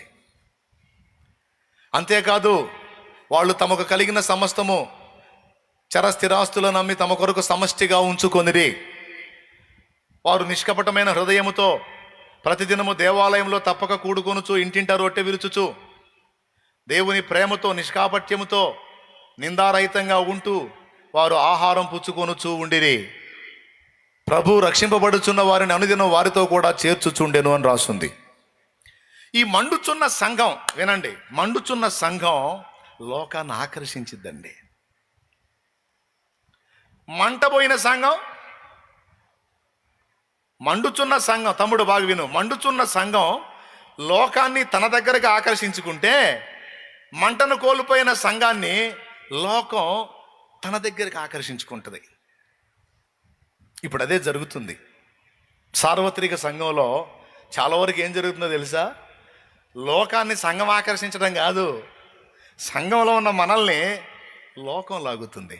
ఏడిశావులే రారా భక్తుడా, ఏం భక్తిరా, ఏడిశావులే రామ్మ భక్తురాలరా, సెల్ ఫోన్ చూడు, ఎన్ని చిత్రాలు వస్తున్నాయి చూడు, చిత్రాలు, ఇది చూడు, అది చూడని. సంఘము తన మంటను కోల్పోయిన కారణం చేత, పరిశుద్ధాత్మ అగ్నిని కోల్పోయిన కారణం చేత లోకము సంఘాన్ని ఆకర్షించుకుంటుంది. ఒకటి ఆకర్షించడం మానేస్తే రెండవది ఆకర్షించింది. కానీ అపోస్తల కార్యంలో వ్యక్తుల్ని మీరు కానీ చూడగలిగితే, వాళ్ళు దేవుని అగ్ని చేత మండారు గనుక వాళ్ళు మండుతున్న పొద మోషేను లాగినట్టు మండుచున్న సంఘం అన్ని జనుల్ని, దేవుడిని ఎరగనోళ్ళని దేవుని యొద్దకు తీసుకొచ్చింది. దేవునికి స్తోత్రం కలుగును గాక. మండుచున్న పొద దగ్గరికి ఆకర్షింపబడ్డ మోషే ఏమేం పొందుకున్నాడు? మొట్టమొదటిది దైవ ప్రత్యక్షత పొందుకున్నాడు, మొదటిది. రెండవది దేవుని స్వరమును విన్నాడు. దైవ ప్రత్యక్షత పొందుకున్నాడు, దేవుణ్ణి చూచాడు. రెండవది దైవ స్వరమును డైరెక్ట్గా విన్నాడు. మూడవది, గతంలో చెప్పాను ఇది, తను అసలు ఎందుకు పుట్టాడో, తన జన్మకు సార్థకత ఏదో ఆ దేవుని చిత్తమును తెలుసుకున్నాడు. ఎక్కడ? మండుచున్న పొద దగ్గరేగా. రా, ప్రజలకు నిన్ను నియమించాను, నువ్వు వెళ్ళి వాళ్ళని బంధ విముక్తుల్ని చేయాలి అని. తన జన్మ సార్థకత, తన జన్మ అసలు ఎందుకు వచ్చిందో తనకు అర్థమైంది, అక్కడ మండుచున్న పొద దగ్గర అర్థమైంది. 3. నాలుగవది, కర్తవ్యం బోధించబడింది. తక్షణమే తనేం చేయాలో ఆ కర్తవ్యం తనకు బోధించబడింది. 4వది, మొదటిది ఏంటి? దైవ ప్రత్యక్షత. 2వది దైవ వాక్కు. 3వది జన్మకు కారణం. 4వది కర్తవ్యం. తన వెంటనే ఇప్పుడు ఏం చేయాలి అర్జెంటుగా అనేది బోధించబడింది. 5వది అసలైంది. ఆ కర్తవ్యాన్ని నెరవేర్చడానికి, ఆ దైవ చిత్తాన్ని నెరవేర్చడానికి కావలసినటువంటి శక్తి కూడా అక్కడే ఇవ్వబడింది. కొడితే గట్టిగా.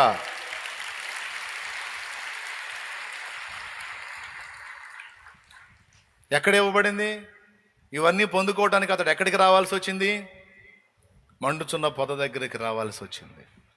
6వ మాట చెప్పనా? 5 చెప్పా, ఇప్పుడు 6వది చెప్పనా? అక్కడికి వెళ్ళి వచ్చిన తర్వాతనే మోషేలో ఉన్న లోపాలు దిద్దుబాటు చేయబడ్డాయి. 3వ అధ్యాయంలో మండుచున్న పొద దర్శనం. 4వ అధ్యాయంలో సత్రములో యెహోవా దూత మోషేను చంపచూడగా. ఎందుకు? ఒక లోపం ఉంది మోషేలో, దాన్ని ప్రక్షాళన చేశాడు. ఆ లోపం కూడా మోషేది కాదు, సిప్పోరాది. అర్థమైందా? ఏందో మీకు తెలుసు, బైబిల్ చదివిన వాళ్ళకి తెలుసు. చదవని వాళ్ళకి మళ్ళీ ఇప్పుడు మ్యాటర్ చెప్పాలా, మొత్తం వాళ్ళు వివరించాలా, తెల్లారిద్ది. కాబట్టి ఇంటికి పోయి మర్యాదగా చదువుకోండి. సిప్పోరా ఏం చేసిందో. దేవునికి స్తోత్రం. పెద్దగా చెప్పండి ఒకసారి.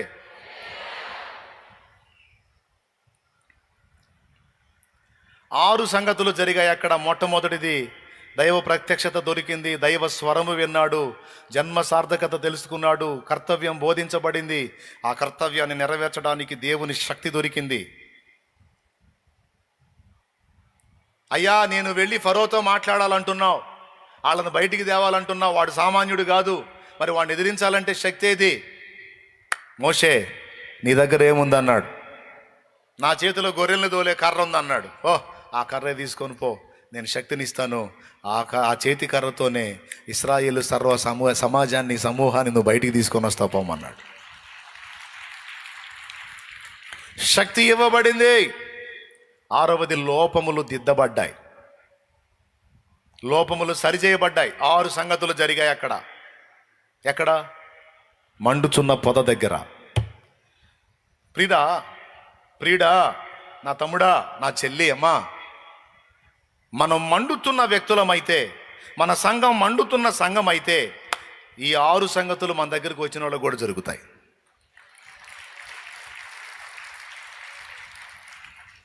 ఈ 6 సంగతులు మన దగ్గరికి వచ్చిన వాళ్ళకు కూడా జరుగుతాయి. ఏంటో తెలుసా?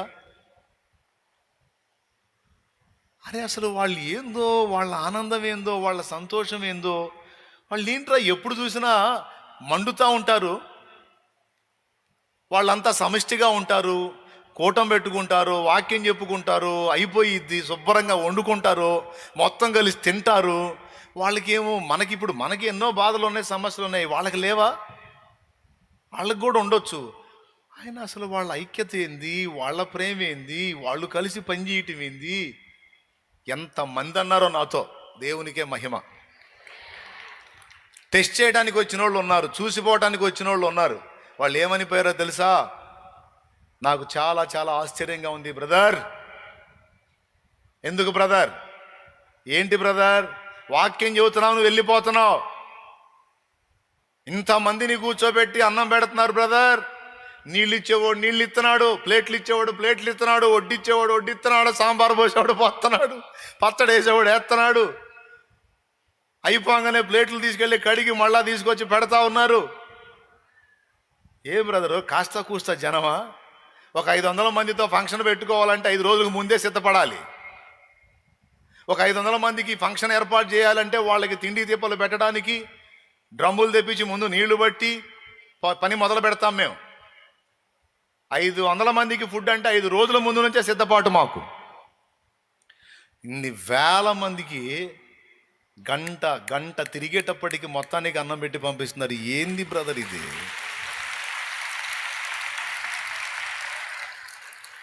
ఏంది బ్రదర్ ఇది? నేనెక్కడా చూడలా.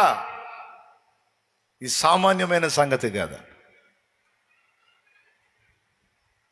పెట్టేస్తున్నారా? అందరూ తినేస్తున్నారా? అయిపోగానే మొత్తం ఊడ్చి శుభ్రంగా కడిగి గంటన్నర తిరిగేటప్పుడు మొత్తం క్లీన్ కూడా అయిపోయి నిలబడి చూసి వెళ్ళిన వాళ్ళు ఉన్నారు. అసలు వీళ్ళు మొత్తం అసలు ఏమేం చేస్తారు చూద్దామని. మీకు తెలియదు వాళ్ళు మిమ్మల్ని పరీక్షిస్తున్నారని. మొత్తం చివరి పని చేసేంత వరకు కూడా, అంతా క్లీన్ చేసేంత వరకు కూడా అబ్జర్వ్ చేసి నన్ను కలిసి నాకు విషయాలు చెప్పి వెళ్ళిన వాళ్ళు చాలామంది ఉన్నారు. ఈ గొప్ప వింత ఏందో చూద్దాం అనుకొని వచ్చిన వాళ్ళు కూడా ఉన్నారు. ఇంకా చెప్పాలంటే అలా వచ్చి బాప్తీసం పొందిన వాళ్ళు ఉన్నారు. ఇవన్నీ కహానీలు కాదు, పచ్చి నిజాలు. ఎచ్చులు చెప్పంగా మనకు తెలియదు. నా ఎవరం తెలుసుగా మీకు, ఎచ్చులు పడే వ్యవహారం కాదుగా. అలాగే ఎచ్చులు చెప్పుకోవాలంటే ఎంత చేసి చెప్పొచ్చు.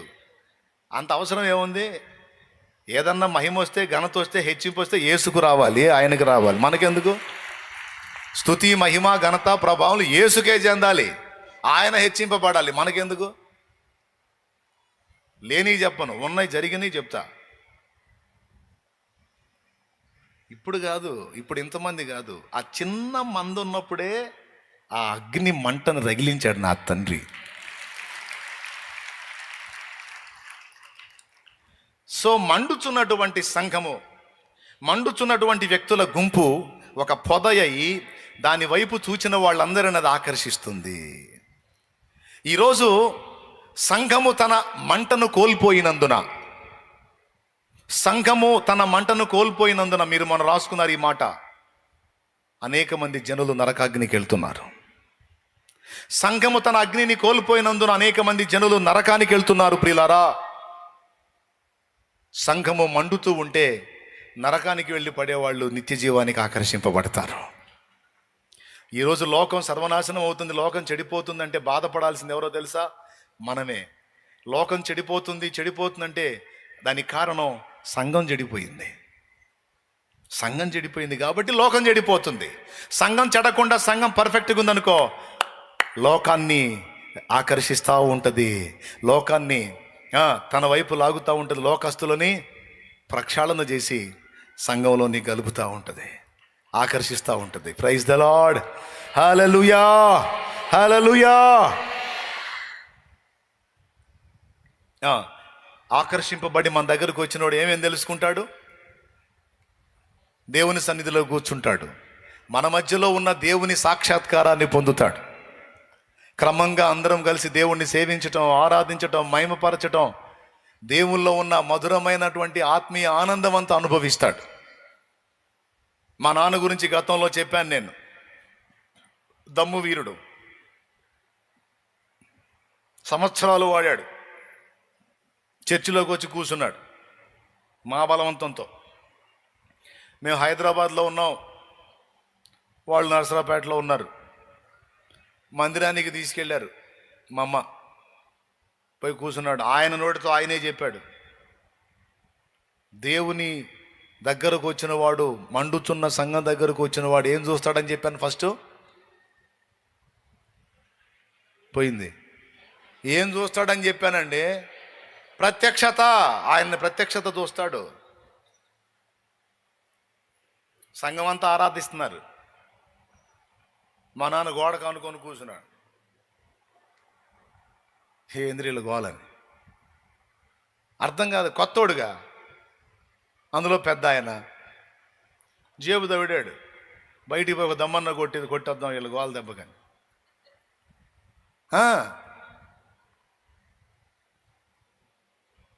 లేవటానికి ట్రై చేశాడు, కనుమోపు గమ్మినట్టుగా అక్కడే గోలపడ్డాడు.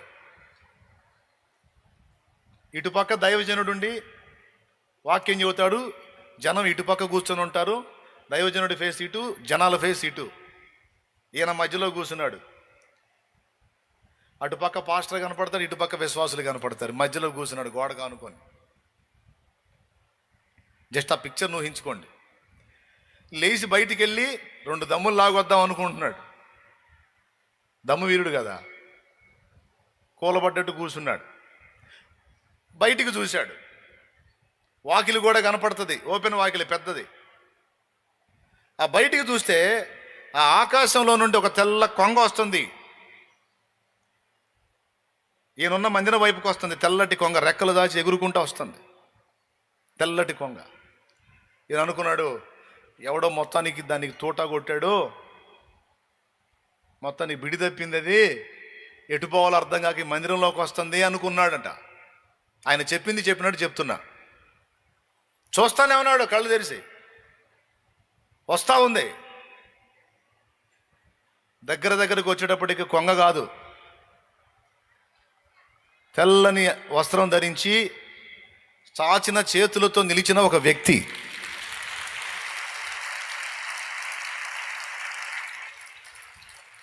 ఒక ఆజానుబాహుడైన వ్యక్తి లాంగ్ షాట్లో కొంగలా కనపడాడు తెల్లగా. దగ్గరకు వచ్చే కొద్దీ క్లారిటీ వచ్చింది. ఎంత పొడవు ఉన్నాయి ఆయన చేతులు అంటే, మా నాన్న చెప్తున్నాడు, మందిరం గోడలకి ఈ తట్టు ఆ తట్టు తగిలేంత పెద్దవి నాయన అన్నాడు. అంత పెద్ద చేతులు ఆయన. ఆ ఫోటోలో ఉన్నాయన మా నాన్న. ఆయన చెప్పాడు యథార్థంగా. ఎందుకు నేను నమ్మాను ఆయన చెప్పిన మాట అంటే, ఆ తర్వాత ఏం జరిగిందో చెప్తాను వినండి. అంత పెద్ద వ్యక్తి, వీళ్ళందరూ కలిసి ఆరాధిస్తూ ఉన్నారు కదా, స్తోత్రాలు చేస్తా, పాడుతూ, కీర్తిస్తూ, సంతోషిస్తూ, మయంపరుస్తూ ఉన్నారు కదా. పరిశుద్ధాత్మ ప్రత్యక్షత చూశాడు మా నాన్న. పరిశుద్ధాత్మ అలాగొచ్చేసాడు, ప్రజల మీదకి వచ్చేసాడట. ప్రజల మీదకి వచ్చి ఎంతమంది అయితే నిలిచి ఆయన్ని మయంపరుస్తూ ఉన్నారో దేవుణ్ణి, వాళ్ళందరి తలల మీద తన చేతులు ఉంచుతూ వెళుతున్నాడట. ఎవరిని వదిలిపెట్టాడు, అందరి తలల మీద చేతులు ఉంచుతా ఉన్నాడు. ఈయన చూస్తున్నాడు, గుండె జారిపోయింది, గడగడగడలాడుతూ చూస్తూ ఉన్నాడు. అలాగ అందరినీ స్పర్శించి ఆ మధ్యలోకి వచ్చి అదృశ్యమయ్యాడట.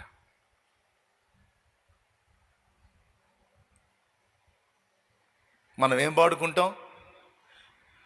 ఇదిగో నా స్తుతుల సింహాసనం నీలో నివసింపజేసినందునా, ఇదిగో నా స్తుతుల సింహాసనం కృపామయుడా, నీలో నిలచి ఆత్మఫలములు ఫలించుట కొరకు, నీలో నిలచి ఆత్మఫలములు ఫలించుట కొరకు, నాపైన నిండుగా ఆత్మవర్షము కుమ్మరించు, నాపైన నిండుగా ఆత్మవర్షము కుమ్మరించు, కృపామయుడా నీలో నా, కృపామయుడా నీలో నా నివసింపజేసినందునా, ఇదిగో నా స్తుతుల సింహాసనం నీలో నివసింపజేసినందునా, ఇదిగో నా స్తుతుల సింహాసనం కృపామయుడా.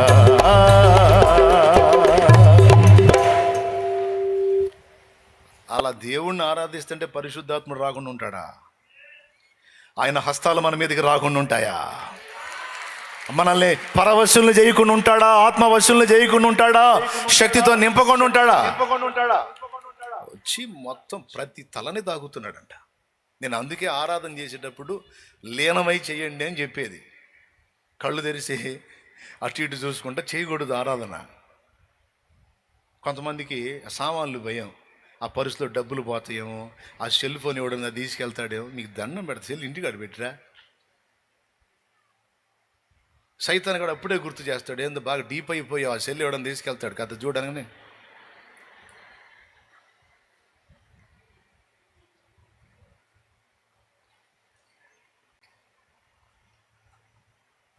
పోతే పోయింది ఫోనే అనుకొని నిలబడాలా. లేకపోతే కీప్యాడ్ సెల్ తెచ్చుకో, అంతా నీకు ముఖ్యమైన వార్త ఏమైనా ఉంటే కీప్యాడ్ సెల్ తెచ్చుకో, పోతే మహా 1000 రూపాయలు పోతాయి. పోని పెద్దది తెస్తారు, ఆ బ్యాగులో పెడతారు, ఇక తడవకోసారి. ఏం మనుషులో ఏమో నాకు అర్థం కాదు. ఈ సగం అది సగం ఇది. దేవునికి స్తోత్రం కలుగును గాక. ఎందుకంటే దేవుని వాక్యం నిరర్ధకం కాదు. ఖచ్చితంగా పరిశుద్ధాత్ముడు వస్తాడు, దర్శిస్తాడు, స్పర్శిస్తాడు. హల్లెలూయా. అది జరిగితే ఎన్నిసార్లు అనిపించానో, అటు పక్కన వాళ్ళు ఎన్నిసార్లు ఆ దర్శనం చూశారో, ఎంతమంది వచ్చి చెప్పారన్నా బలిపీఠం మీద అగ్ని మండుతున్నట్టు చూశానన్నా నేను. ఒకళ్ళు నీ ప్రక్కన ఆజానుబాహుడైన ఒక వ్యక్తి భయంకరంగా ఉన్నాడన్న, మందిరం తల ఆ మందిరానికి తగులుతుందన్న, ఆ టాపుకు తగులుతుంది, అంత పెద్ద వ్యక్తి నిలబడి ఉన్నాడన్న అని చెప్పిన వాళ్ళు ఒకళ్ళు. ఎన్ని రకాల ప్రత్యక్షతలు చూశారు, ఎన్ని రకాల దర్శనాలు చూశారు. నువ్వేమో నన్ను చూడడం సరిపోయా, లేదా సెల్లు చూడడం సరిపోయా. కొంతమంది సెల్లు చూడరు, ఇంకోటి చూడు, నన్ను చూస్తుంటారు. ఈడు మొహం ఎట్ట పెడుతున్నాడు, ఇప్పుడు ఈడు ఏడుతున్నాడా, నవ్వుతున్నాడా, ఈడు ఎట్ట చూస్తున్నాడు, ఈడి ఫేస్ ఏందని. ఎటుగుడి వాక్యం చెప్పేటప్పటికి ఇసుగు పుట్టిందాక నా మొహమే చూసేది. నువ్వు ఎంత దూరం నుంచి వచ్చినా ఆరాధనలో కళ్ళు మూయాలి కదా, ఆరాధనలో కళ్ళు మూయాలి కదా. అయినా నా మొహాన్ని ఏముందండి, అది అంత తాటికి అంత తలగా కనపడుతుంది అక్కడ. ఏమైంది ఇప్పుడు, ఇబ్బంది ఏముంది? నా ముఖం కాదు కదా, పనికిమాలినోడు ముఖం, యేసయ్య ముఖం కదా నువ్వు చూడాల్సింది. ప్రియుడా యేసయ్య నిన్ను చూడాలని, ప్రియుడా యేసయ్య నిన్ను చూడాలని, నిన్ను చూడాలని, నిన్ను చేరాలని, నిన్ను చూడాలని, నిన్ను చేరాలని, మనసార నామది కోరెనే, మనసార నామది కోరెనే. ప్రియుడా యేసయ్య నిన్ను చూడాలని, ప్రియుడా యేసయ్య నిన్ను చూడాలని. అది ఆశ, అది ఆశ, అది ఆశ. అన్నాశాలేమన్నా నిన్ను చూడా. ఎట్టున్నాయి కొంతమంది పాటలు. ఏముందండి నా ముఖాన, ఎంతవరకు ఉంటుందండి? చూస్తాను అన్నీ మారిపోతాయండి. యేసు ముఖం ఎప్పటికీ మారదండి. అది మంగళకరమైన ముఖం, ఆనందకరమైన ముఖం. అది చూశాడు మా నాన్న. ఇది నిజమని నేను ఎందుకు నమ్మానంటే, నేను చెబుతున్నా, మా నాన్నకి దేవుణ్ణి నమ్ముకునేటప్పటికి నా అంచనా ప్రకారం కనీసం 70 ఏళ్ళు వచ్చి ఉంటాయి అనుకుంటున్నాను నేను. నా అంచనా ఓ 70 ఏళ్ళు అయినా ఉంటాయి అనుకుంటున్నాను నేను. ఆయనకి 50 ఏళ్ల సర్వీస్ అన్నమాట దమ్ము. అంటే ఎన్ని సంవత్సరాల అలవాటు అది? ఎన్నేళ్ళ అలవాటు? 50 పైనే.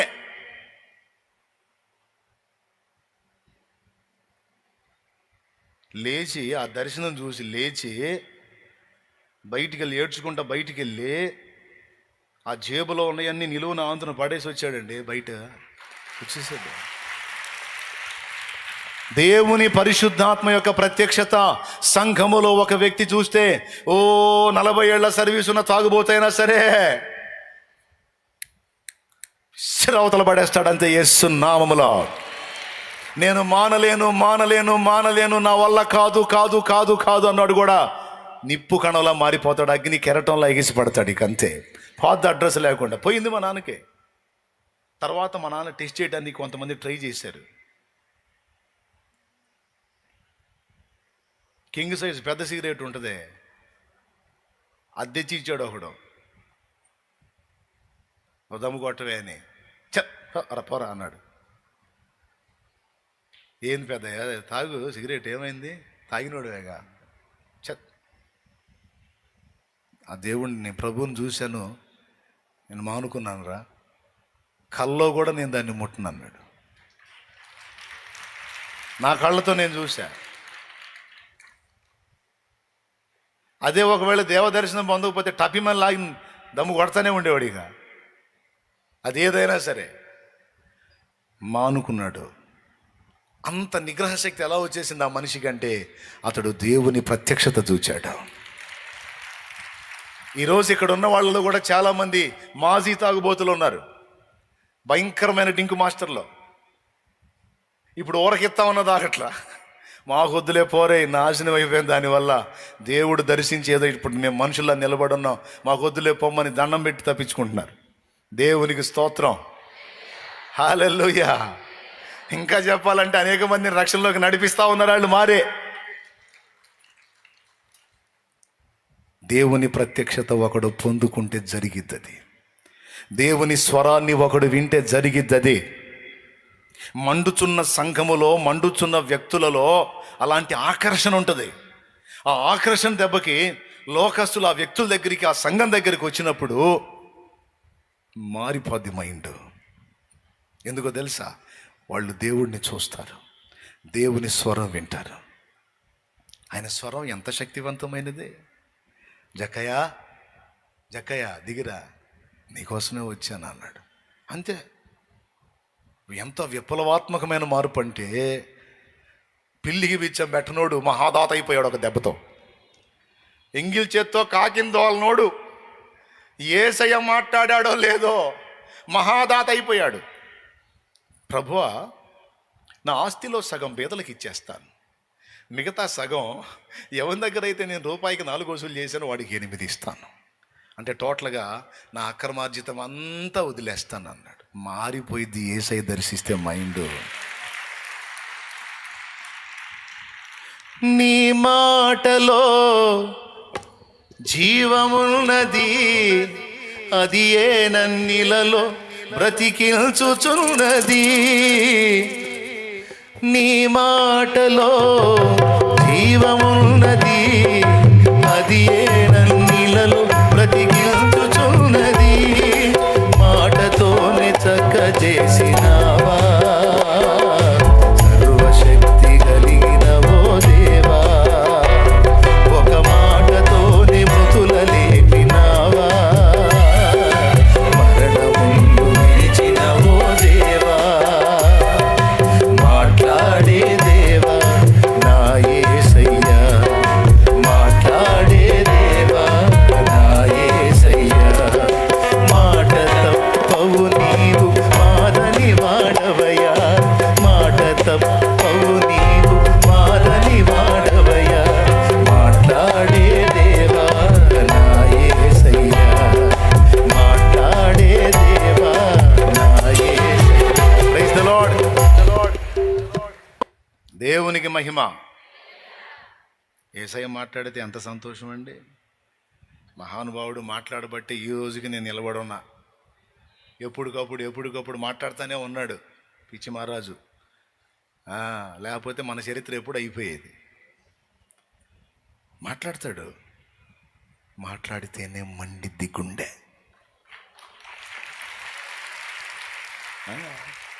మోషే మోషే అని స్వరం వినిపిస్తే గడగడలాడిపోయాడు.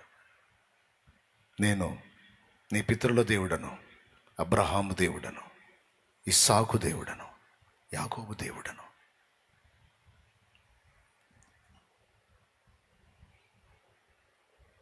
అప్పటిదాకా ఏందా ఎవరా అని అబ్జర్వ్ చేసినోడు ఈ మాట ఎప్పుడైతే అన్నాడు వామ్మో అని మొహం తిప్పేసుకున్నాడు, కప్పేసుకున్నాడు. భయం ఎందుకు? దహించు అగ్ని, దహించు అగ్ని.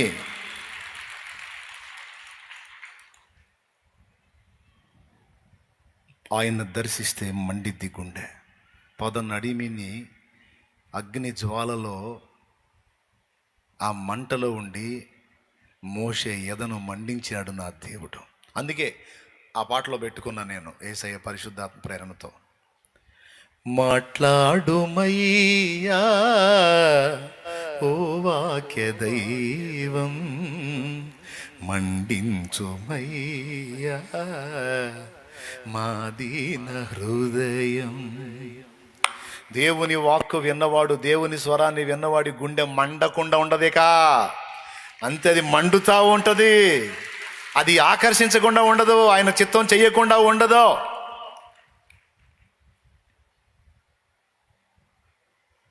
మండుచున్న సంఘం దగ్గరికి వచ్చినోడు దేవుని ప్రత్యక్షత చూస్తాడు, దేవుని స్వరం వింటాడు.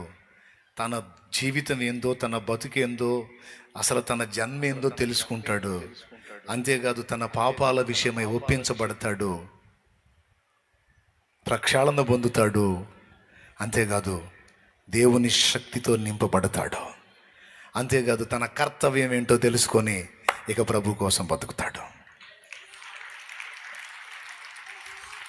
ఇవి జరుగుతాయి, ఖచ్చితంగా జరుగుతాయి. ఇవి నా విషయంలో జరిగినాయి, నీ విషయంలో జరిగినాయి, ఎవరి విషయంలోనైనా జరుగుతాయి. లేకపోతే నీకు తెలుసు అసలు నీ జీవితం ఏందో? ఆయన దగ్గరికి ఎట్లా వచ్చావు నువ్వు? మండుచున్న వ్యక్తులు, మండుచున్న వార్త, మండుచున్న సంఘము నిన్ను ఆకర్షించింది. యేసయ్య దగ్గరికి రా రా రా రా రా రా. లేకపోతే పొర్రపాటును కూడా నువ్వు ఇక్కడికి రావటం జరగదు. అసంభవం. నువ్వంటూ వచ్చి కూర్చున్నావంటే ఆత్మ తీసుకొని వచ్చా నిన్ను ఇక్కడికి, పరిశుద్ధాత్మ తీసుకొని వచ్చా. చాలు నడు, లే. నువ్వు నాకు సంబంధించిన దానివి, నాకు సంబంధించిన వాడివి. నువ్వు నా సొత్తు, నా బిడ్డవి. నువ్వు నా సొత్తు, నువ్వు నా బిడ్డవిరా.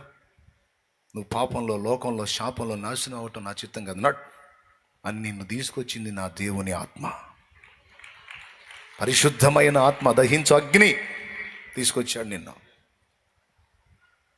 ఆయనే ఆ శక్తినిచ్చి, నీకు ఆ మనోనిగ్రహాన్ని ఇచ్చి, నువ్వు భగ్గున మండటానికి, దేవుని కోసం రోషంగా నిలబడటానికి ఆ పవర్ ఎక్కడి నుంచి వచ్చింది అనుకున్నావు? ఆయన ఇచ్చిందే. ఆయన ఆయన ఆయన ఆయన ఈరోజు ఆయన దగ్గరకు ఆకర్షింపబడ్డాం. ఇన్ని కార్యాలు జరిగినాయి. ఇది ఒక మండుచున్న సంఘము ద్వారా జరిగే పని. ఇది మండుచున్న వ్యక్తి ద్వారా జరిగే పని. నాతో దేవుడు మాట్లాడాడు, రే రే ఒరిజినల్గా మండాలిరా నా కుమారుడా, ఒరిజినల్గా మండాలి. నువ్వు సరిగ్గా నా పాదాల దగ్గర ఉండి నా శక్తి చేత నింపబడి నువ్వు మండు, తర్వాత పని నేను చూస్తా. ఎవడండి వీడు?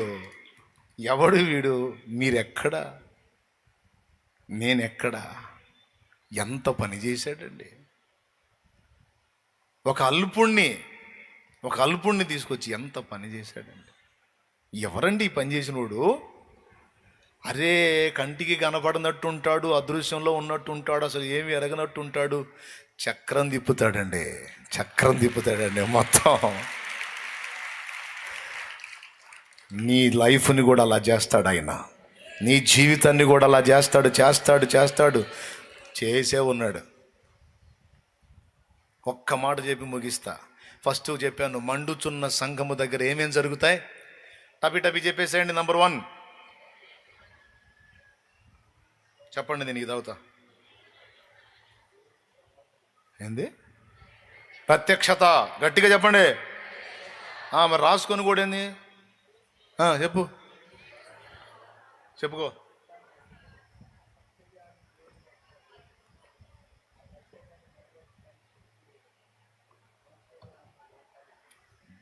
ఏం చెబుతారులే, సాలిపోయినట్టుంది మీకు కూడా. ప్రత్యక్షత పొందుతాడు, స్వరం వింటాడు, జన్మసార్థకత తెలుసుకుంటాడు, సరిచేయబడతాడు, శక్తి పొందుకుంటాడు, కర్తవ్య నిర్వహణ కోసం బయలుదేరతాడు. ఏముందండి పెద్ద మర్మంలాగా? ఈజీగా అర్థమయ్యేటట్టు చెప్పాగా. ఇవన్నీ ఎక్కడ జరుగుతాయి? మండుచున్న సంఘము దగ్గర. ఆ లోకం నరకానికి ఎందుకు పోతుంది? సంఘం తన అగ్నిని కోల్పోయినందున లోకం నరకానికి వెళ్తుంది. సంఘం తన అగ్నిని తిరిగి పుంజుకుంటే లోకం దేవుని యొద్దకు ఆకర్షించబడుతుంది. Praise the Lord. హల్లెలూయా. ఇప్పుడు సంఘానికైనా మనకైనా ఈ మంట ఎలా వచ్చింది? ఈ అగ్ని ఎలా వచ్చింది? నేను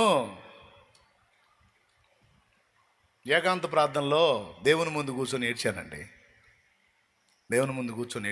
మీరు కూడా అట్లా ఏడుస్తారని చెబుతున్నాను నేను. ఏమని ఏడ్చానంటే, ఈ ఒక్క మొక్కేనండి, నేను ప్రార్థన చేసేస్తా. మళ్ళీ ఇప్పుడు ఈ కార్యం కోసమే, తిరిగి దేవుని ఆత్మతో మండటం కోసమే రేపు 3 రోజులు ఉపవాసం ప్రకటించా. బుధ, గురు, శుక్ర వచ్చేవారమే. రేపు ఎల్లుండు పనులు చేసుకోండి, ఏమన్నా పనులు ఉంటే పనులు చేసేసుకోండి. వాళ్ళకి చెప్పేయండి 3 రోజులు ఉపవాసాలు ఉన్నారో బాబు మేము రావని. అంత కాకపోతే నీకు ఆ 3 రోజులు అవసరమైతే అవతల వారాలు, ఆ తర్వాత వారాలు అవసరమైతే మేము కవర్ చేస్తాం ఎట్లా. ఈ 3 రోజులు మాత్రం మమ్మల్ని వదిలేసేయండి చెప్పి ఈ 2 రోజులు పని చేసి చెప్పేసేయండి. సెలవు తీసుకోవాలా. ఏ వారాలు? సోమ, మంగళ, బుధ. నాకు తెలుసు, తలకాయ ఊపుతున్నారు. సోమేనా? బుధ, గురు, శుక్ర. బుధవారం ఉదయం 10 గంటల ప్రార్థన స్టార్ట్ అవుద్ది. పగలు సాయంత్రం. మూడో రోజు పగటి కూటంతో ముగుస్తుంది. పగటి కూటంతో ఇక ప్రేమ విందు ఉంటుంది. తల అంత తెచ్చుకుందాం, తిందాం, పోదాం. ఈ 3 రోజులు మాత్రం లోకానికి దూరంగా దేవునికి దగ్గరగా పరిశుద్ధ గ్రంథం దగ్గర పెట్టుకోవాలి. ఫోన్ అవసరమైతేనే మాట్లాడాలి. లైవ్ చూసేవాళ్ళు అవసరమైతేనే ఫోన్ మాట్లాడాలి. అవకాశం ఉన్నంత వరకు దానికి దూరంగా ఉండి లైవ్ వచ్చేటప్పుడు మాత్రం పెట్టుకొని ఆ కాసేపు దేవుని వాక్యం విని మళ్ళా ప్రార్థనకు ప్రతిష్ఠించుకొని ప్రార్థనలో దేవునితో. దేవుని చిత్తం అయితే ఇక తరచుగా ఏర్పాటు చేస్తా. నా తండ్రి చిత్తం అయితే ఫాస్టింగ్స్ తగ్గితే మనం మంటను కోల్పోతున్నాం. ఉపవాసాలు తగ్గకూడదు, ఫాస్టింగ్స్ పెట్టాల్సిందే. నా కోసం కూడా ప్రార్థన చేయండి, నాకు శక్తిని ఇవ్వాలి దేవుడని. ఆమెన్. ఫాస్టింగ్స్ పెట్టాల్సిందే, చేద్దాం. ఎప్పుడెప్పుడు అందరూ ఒక మొక్క చెప్పేసేయండి, నా సంతోషంగా ఉంటుంది. అయ్యే మన పండగలో సేవకులు కూడా రావచ్చు. 3 రోజులు నాతో పాటు ఏకాంతానికి తీసుకెళ్తా. దేవునికి మహిమ. మీకు దేవుని మందిరం ఉంది, తోట ఉంది, మీ ఇష్టం, మీరు గడపచ్చు. ఇక దేవుని పాదాలే పట్టుకొని మొండి సమస్యలు కానీ, రోగాలు కానీ, ఇబ్బందులు కానీ, ఇరుకులు కానీ, అప్పులు కానీ, తిప్పలు కానీ, అవి భౌతికమైనవైనా ఆత్మ సంబంధమైన మంట అయినా ఉపవాసంలోనే రగిలించాలి యేసునామమున. ఆ మంట మనకు ఎలా వచ్చింది, సంఘం ఎలా మండించబడిద్ది, మనం ఎలా మండించబడతామని ఒక్క ముక్క నేను చెప్పి ముగిస్తానన్నా. ఎట్లొచ్చింది? దేవుని ముందు కూర్చొని దేవుడిని అడిగానండి నేను, యేసయ్యా,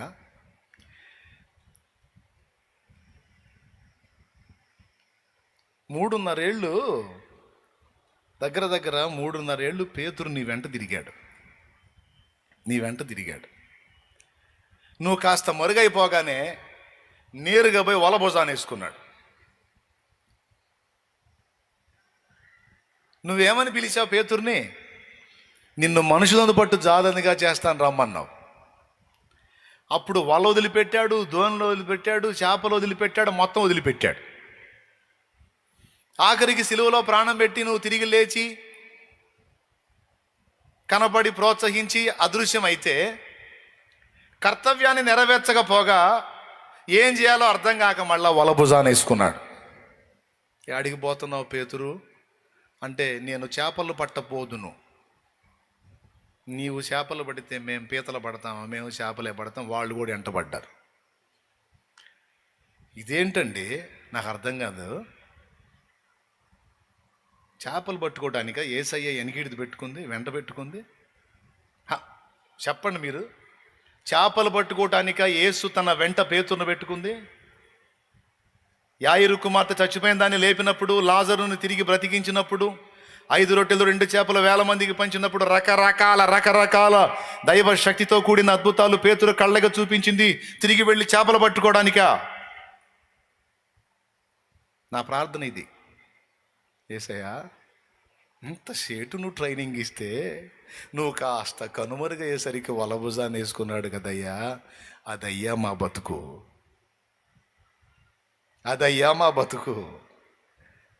అయ్యా. పేతురుని వదిలిపెట్టావా?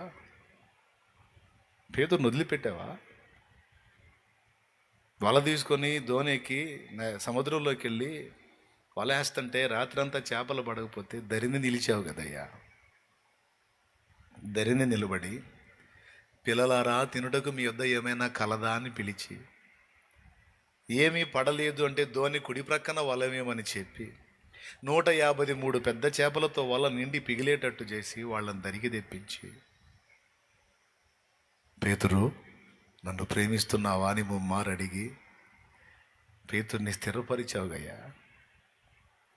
అయ్యా పెంతెకోస్తు పండుగ నాడు అగ్నిని పొందాడు, నీ అగ్నితో నింపావు, జీవితంలో మళ్ళా వలబట్టుకోలేదయ్యా. ఆ బలం నువ్వు ఇచ్చేది ప్రభువా, ఆ అగ్ని నువ్వు పంపేది ప్రభువా. అది మా అంతటా మేము పొందేది కాదు, మా అంతటా మేము పొందేది కాదు. అది నువ్వు ఇచ్చే అగ్ని దేవా. అది నువ్వు పంపించాలి మా మీదికి, ఆ అగ్నితో నువ్వు నింపాలి మమ్మల్ని. అప్పుడు నిలబడగలుగుతాం, అప్పుడు గెలవగలుగుతాం, అప్పుడు లోకాన్ని మేము ఆకర్షించగలుగుతాం. ఆ అగ్ని మా మీదికి రానంత వరకు లోకం మమ్మల్ని ఆకర్షిస్తుంది. ఆ అగ్ని మా మీదికి రానంత వరకు లోకం మమ్మల్ని లాగుతుంది. మాకు అలా కాదయ్యా, లోకం మమ్మల్ని లాగటం కాదు, లోకాన్ని మేము నీ సంఘంలోకి, లోకంలో ఉన్న వ్యక్తుల్ని, ఆ శాపగ్రస్తమైన జీవితాల్లో ఉన్న వాళ్ళని ఆశీర్వదించబడిన అనుభవాల్లోనికి మేము తీసుకొని రావాలి అంటే ఆ అగ్ని నువ్వు మాకు ఇవ్వాలి దేవా. ఆ శక్తి నువ్వు ఇవ్వాలి, లేకపోతే మా వల్ల కాదు. గిద్యోను పరాక్రమం గల బలాఢ్యుడని బలపరిచి అతని గుండెను మండించింది నువ్వు దర్శించావు కదా, అప్పుడే కదా ఆయన వీరుడయ్యింది. మోషేని మండుచున్న పొదలో దర్శించి అతని ఎదను మండించింది నువ్వు.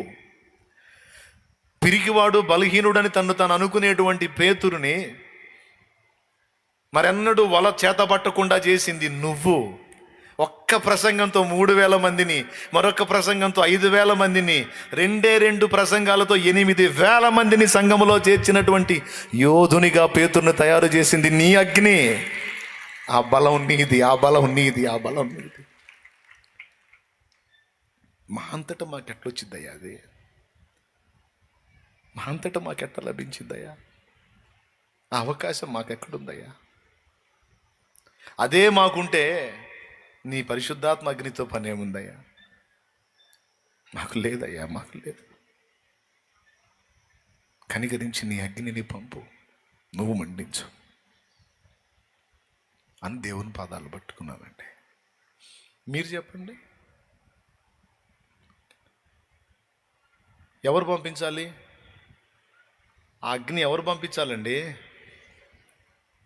ఆ అగ్ని పంపించాలంటే మనం ఏం చేయాలండి? ప్రాధేయపడాలి, ఆయన పాదాలు పట్టుకోవాలి, కన్నీరు గార్చాలి, మొర్ర పెట్టాలి. మన బలహీనతలు మనం స్పష్టంగా గుర్తించిన వారమై, దేవా నీ అగ్నిని పంపు, దేవా నీ అగ్నిని పంపు, నన్ను మళ్ళా మండించు, నీ శక్తితో నన్ను నింపు, నన్ను మళ్ళా బ్రతికించు. నేను అనేకులను నీ వైపుకు ఆకర్షించినట్లు నన్ను మండించమని మనం దేవుని పాదాలు పట్టుకొని ప్రాధేయపడితే ఆయన తన అగ్నిని పంపుతాడు. సంఘమా, మనమందరం ఏకమై అడగాలమా? సంఘమా, మనమంతా ఏకమై అడగాలి నాయన. వ్యక్తిగతంగా అడగాలి. నా మీదికి పంపు అని అడుగు, నా సంఘం మీదికి పంపు అని అడుగు. మేము అగ్నిని కోల్పోయాం. మాలో అంతకుముందున్న ప్రార్థన, అంతకుముందున్న ఉపవాసం, అంతకుముందున్న భారం, అంతకుముందున్న పరిశుద్ధత, అంతకుముందున్న సమర్పణ, అంతకుముందున్న నీతి నియమం, అంతకుముందున్న ఆత్మల భారం చల్లారిపోయిందని మాకు అర్థమవుతుంది. ఇలాంటి బ్రతుకు మాకు ఇష్టం లేదు ప్రభువా. ఈ చల్లారిపోయిన బతకటం మాకు ఇష్టం లేదు. మండుతున్న జీవితం కావాలి. మేము మండుతున్న వ్యక్తులమై ఉండాలి, మండించే వ్యక్తులమై ఉండాలి. మేమున్న సంఘము కూడా మంటగలిగిన సంఘంగా ఉండాలి. అలా అయితేనే మమ్మల్ని ఉంచు, లేకపోతే చంపు. నీ అగ్నితోనన్నా నింపు, లేకపోతే మమ్మల్ని చంపు. 2 మాటలు. అటు ఇటు కానీ బతుకొద్దు. సగం లోకం సగం దేవుడు అనే అద్దరిద్దరు బతుకొద్దు. నీ ధ్యాసలో, నీ ధ్యానంలో, నీ లోకంలో, నీ ప్రపంచంలో, నీ నామ మహిమలో ఈ బ్రతుకు కడతేరని, కొనసాగని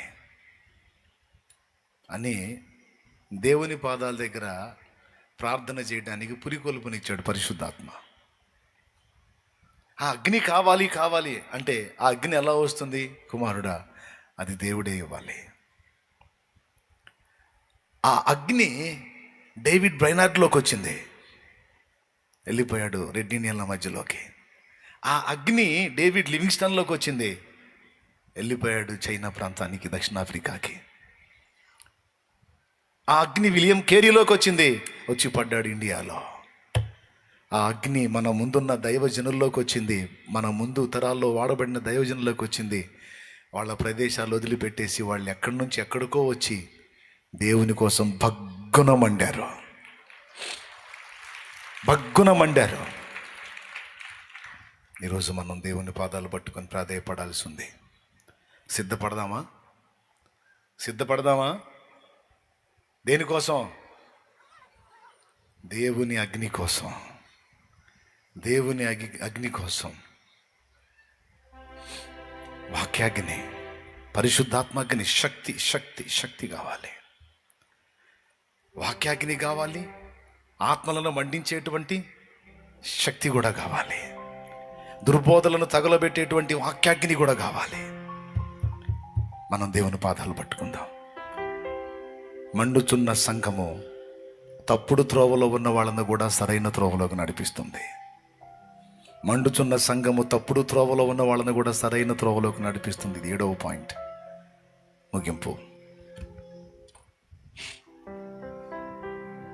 ప్రార్థన చేద్దామా? మోకాళ్ళ మీదకి వచ్చి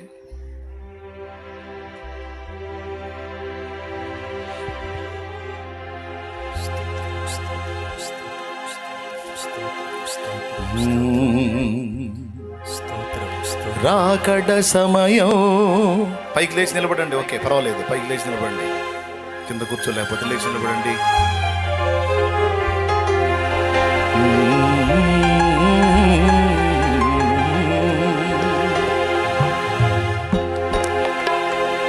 హల్లెలూయా,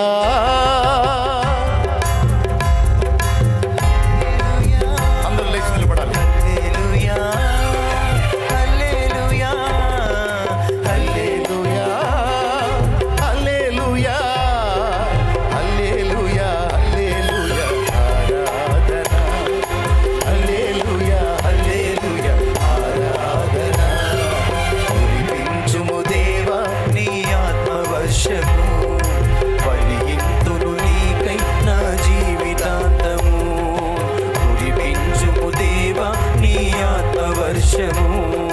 ఫలింతును నీకై నా జీవితాంతము.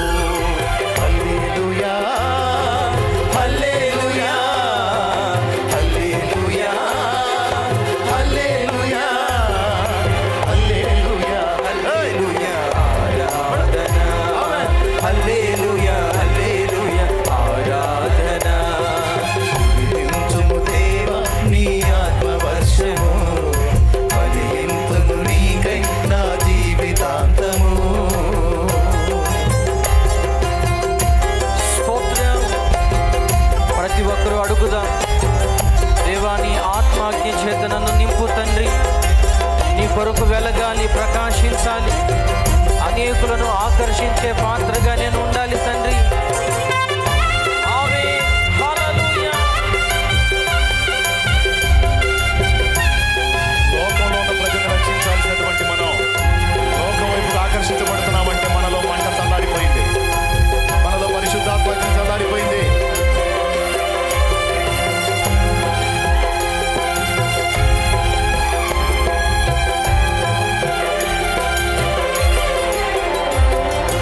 దేవుని ప్రజలందరినీ దారి మళ్ళించిన, యెజబేలును ఎదిరించిన ఏలియా అభిషేకం. దేవుని ప్రజలందరినీ దారి మళ్ళించిన, యెజబేలును ఎదిరించిన ఏలియా అభిషేకం. ఐగుప్తు రాజును గడగడ వణికించి, స్తోత్రం.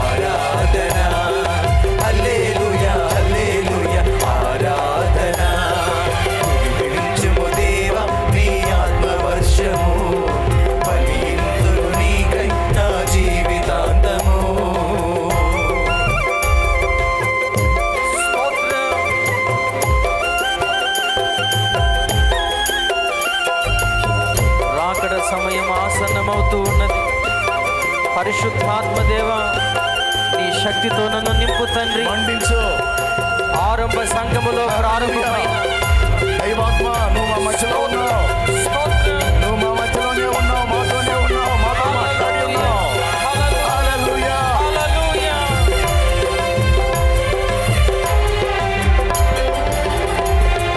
రాకడ సమయం ఆసన్నమైనది, శక్తితో నన్ను నింపమని ఆత్మ మూలుగుచున్నది. రాకడ సమయం ఆసన్నమైనది, శక్తితో నన్ను నింపమని ఆత్మ మూలుగుచున్నది. ఆరంభ సంఘములో ప్రారంభమైన అగ్ని, ఆరంభ సంఘములో ప్రారంభమైన అగ్ని అంతకంతకు పెంచి జ్వాలగా మార్చుము తండ్రి.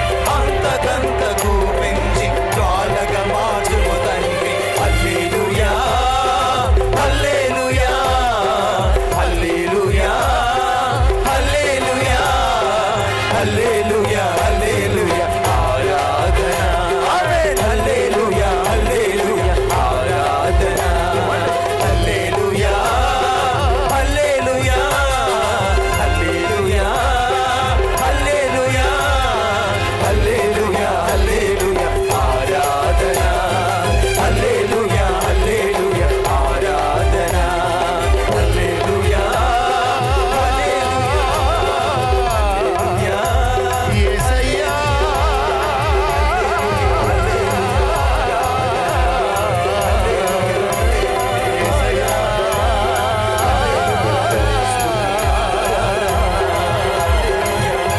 స్తుతి స్తుతి స్తుతి స్తుతి స్తుతి స్తుతి స్తుతి.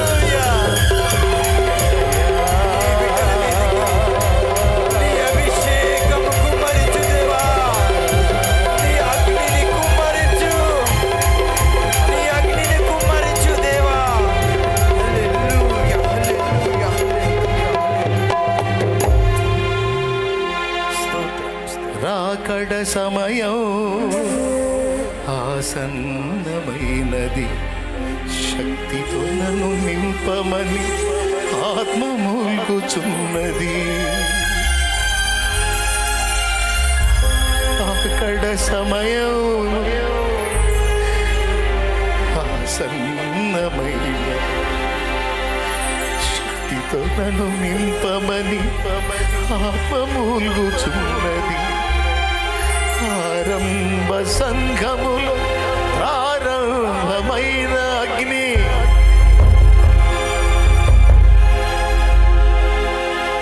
ఆరంభ సంఘములో ప్రారంభమైన అగ్ని అంతకంతకు పెంచి జ్వాలగా మార్చుము తండ్రి. అంతకంతకు పెంచి జ్వాలగా మార్చుము తండ్రి. హల్లెలూయా, హల్లెలూయా, హల్లెలూయా, హల్లెలూయా, హల్లెలూయా, హల్లెలూయా, ఆరాధన. హల్లెలూయా, హల్లెలూయా, ఆరాధన. హల్లెలూయా, హల్లెలూయా.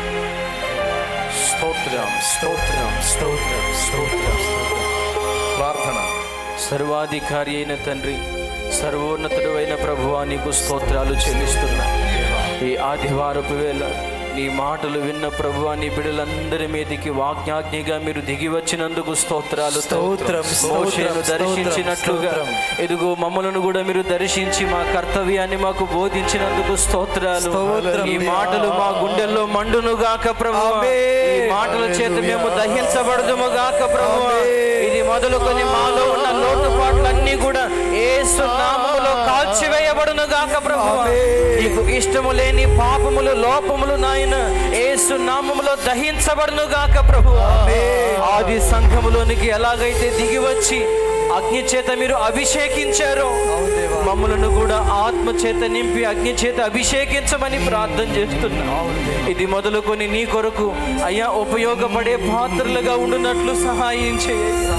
నిరుపయోగమైన పాత్రలుగా మేము ఉండకూడదు ప్రభు. మంట కలిగిన వ్యక్తులుగా అనేకులను నీ యొద్దకు ఆకర్షించే పాత్రలుగా మేము ఉందుముగాక ప్రభు. కృపతో జ్ఞాపకం చేసుకోండి అయ్యా.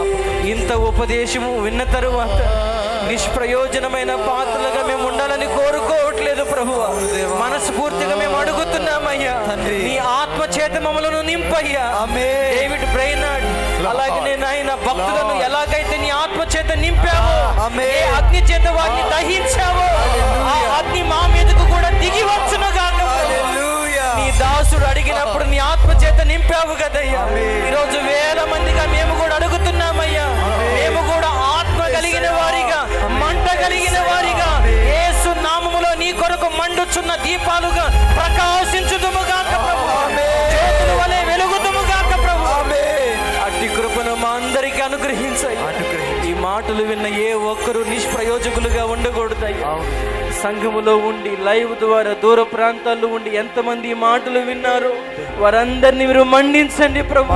వారందరినీ మీరు వెలిగించండి ప్రభు. వెలిగించండి దేవా. ఇది మొదలుకొని నీ పాదాల దగ్గరకు వచ్చి గోజాడుతూ అడుగుతూ ఉండగా అందరినీ మీరు మండించి నీ కొరకు వాడబడే పాత్రలుగా చేసి సహాయమును దయచేయండి. ఈ తండ్రి సన్నిధి పరిచర్యను ఓ మంట కలిగిన సంఘముగా మా ప్రాంతములో ఉంచినందుకు స్తోత్రాలు ప్రభు. ఈ అగ్ని దావాలంలో వ్యాపించి అయా దేశాలు, రాష్ట్రాలను ప్రభు మీరు తగలబెడుతున్నందుకై స్తోత్రాలు.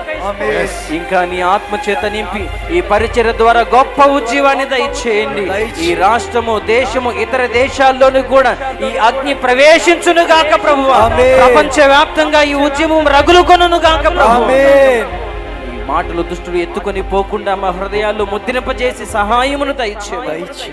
యేసు నామములోనే ప్రార్థిస్తున్నాము తండ్రి. ఆమేన్. ఆమేన్. పరలోకమందున్న మా తండ్రి, నీ నామం పరిశుద్ధపరచబడునుగాక. నీ రాజ్యం మాకు వచ్చునుగాక. నీ చిత్తం పరలోకమందు నెరవేర్చున్నట్లు భూమి అందును నెరవేరునుగాక. మాకు కావలసిన అనుదిన ఆహారం నేడు మాకు దయచేయండి. మా పట్ల అపరాధం చేసిన వారిని మేము క్షమించిన రీతి నీవు అపరాధంలో క్షమించు. మమ్మల్ని శోధనలోనికి తేక దుష్టు నుంచి తప్పించండి. చేతనగా రాజ్యము, బలము, మహిమ, శక్తి సర్వం నిరంతరం నీవై ఉన్నవి తండ్రి. ఆమేన్. మన తండ్రి అయిన దేవుని ప్రేమ, ఆయన ప్రియ కుమారుడు మనందరి ప్రాణప్రియుడైన యేసయ్య శాశ్వత నిత్య కృప, పరిశుద్ధాత్మతోడి మనోహర దివ్య సహవాసం, సమాధానం సమకూడిన మనకు సకల పరిశుద్ధులకు సార్వత్రిక సంఘమంతటికి ఇది మొదలు ఆయన రాక పర్యంతం, యుగాంతం, నిత్యత్వంలో మనం చేరు పర్యంతం సదాకాలం మనకు తోడై నడిపించును గాక. బుధ, గురు, శుక్రవారములలో దేవుడు సిద్ధపరిచిన ఉపవాసములను అద్భుతముగా నా తండ్రి జరిగించును గాక. ఆమేన్. ప్రభువా, బిడ్డల విశ్వాసంతో తెచ్చిన నూనెని శక్తితో నింపు. రోగులైన వారికి నీ బిడ్డలకు రాసి ప్రార్థించినప్పుడు గొప్ప స్వస్థత, విడుదల, విమోచన దయచేయి. ఇక్కడ నిలిచిన వారు ఎవరూ కూడా బలహీనులుగా ఉండకూడదు. మండుచున్నటువంటి దివిటీల వలె నీ బిడ్డలు ఉండాలి. రోషము, పరాక్రమము కలిగి ధైర్యవంతులై బంధకాల్లో, సాతాను బంధకాల్లో బందీలైన అనేక మందిని మీరు బయటికి తీసుకొని రావాలి. బిడ్డలందరినీ అలా అభిషేకించి శక్తితో నింపి నీ కొరకు సాక్షులుగా వాడుకోమని యేసు ప్రశస్త నామంలో ప్రార్థిస్తున్నాం తండ్రి. ఆమేన్.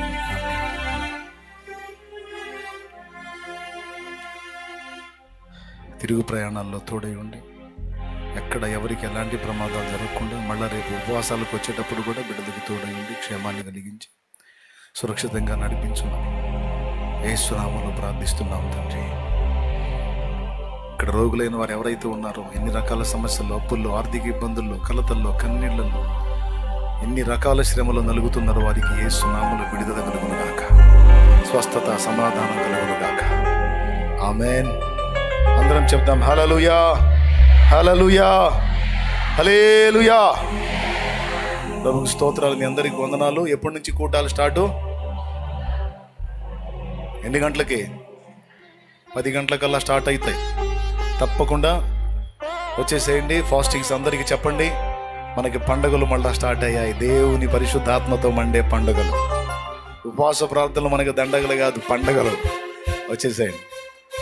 సిద్ధంగా ఉంటాను. నేను కూడా సిద్ధపడి ఉంటాను దేవుని చిత్తంలో. నా కోసం కూడా ప్రార్థన చేయండి. 3 రోజులు జరిగే కూటాలు 5 కూటాలు జరుగుతాయి 3 రోజుల్లో. ఫస్ట్ రోజు 2, రెండో రోజు 2, మూడో రోజు 1. 5 కూటాలు. మంచి అద్భుతమైన 5 సందేశాలు విందాం, దేవునితో గడుపుదాం. ఆమేన్. రైట్. మీ అందరికి వందనాలు, శుభాలు, దైవాశీస్సులు. లైవ్ ద్వారా వీక్షించే వాళ్ళు కూడా సిద్ధపడండి. రాగలిగిన వాళ్ళు వచ్చి కలవడానికే ప్రయత్నం చేయండి. రాలేకపోయిన పరిస్థితుల్లో లైవ్కి సిద్ధపడండి. ఆ 3 రోజులు, మొదటి రోజు 2, రెండవ రోజు 2, మూడో రోజు 1, 5 కూటాలు కూడా అటెండ్ అవ్వడానికి సిద్ధపడండి. అనేకులకు ఈ విషయాన్ని సమాచారం అందించండి. ఉపవాసాలు ప్రకటించబడ్డాయి దేవుని పరిశుద్ధాత్మ శక్తి కొరకు. ఆమేన్. రైట్. అందరికీ వందనాలు, అందరికీ వందనాలు. లైవ్ ద్వారా, జూమ్ ద్వారా కనిపిస్తున్న బిడ్డలకు కూడా వందనాలు తెలియజేస్తూ ఉన్నాను. సెలవు. ఉపవాసాల్లో కలుసుకుందాం.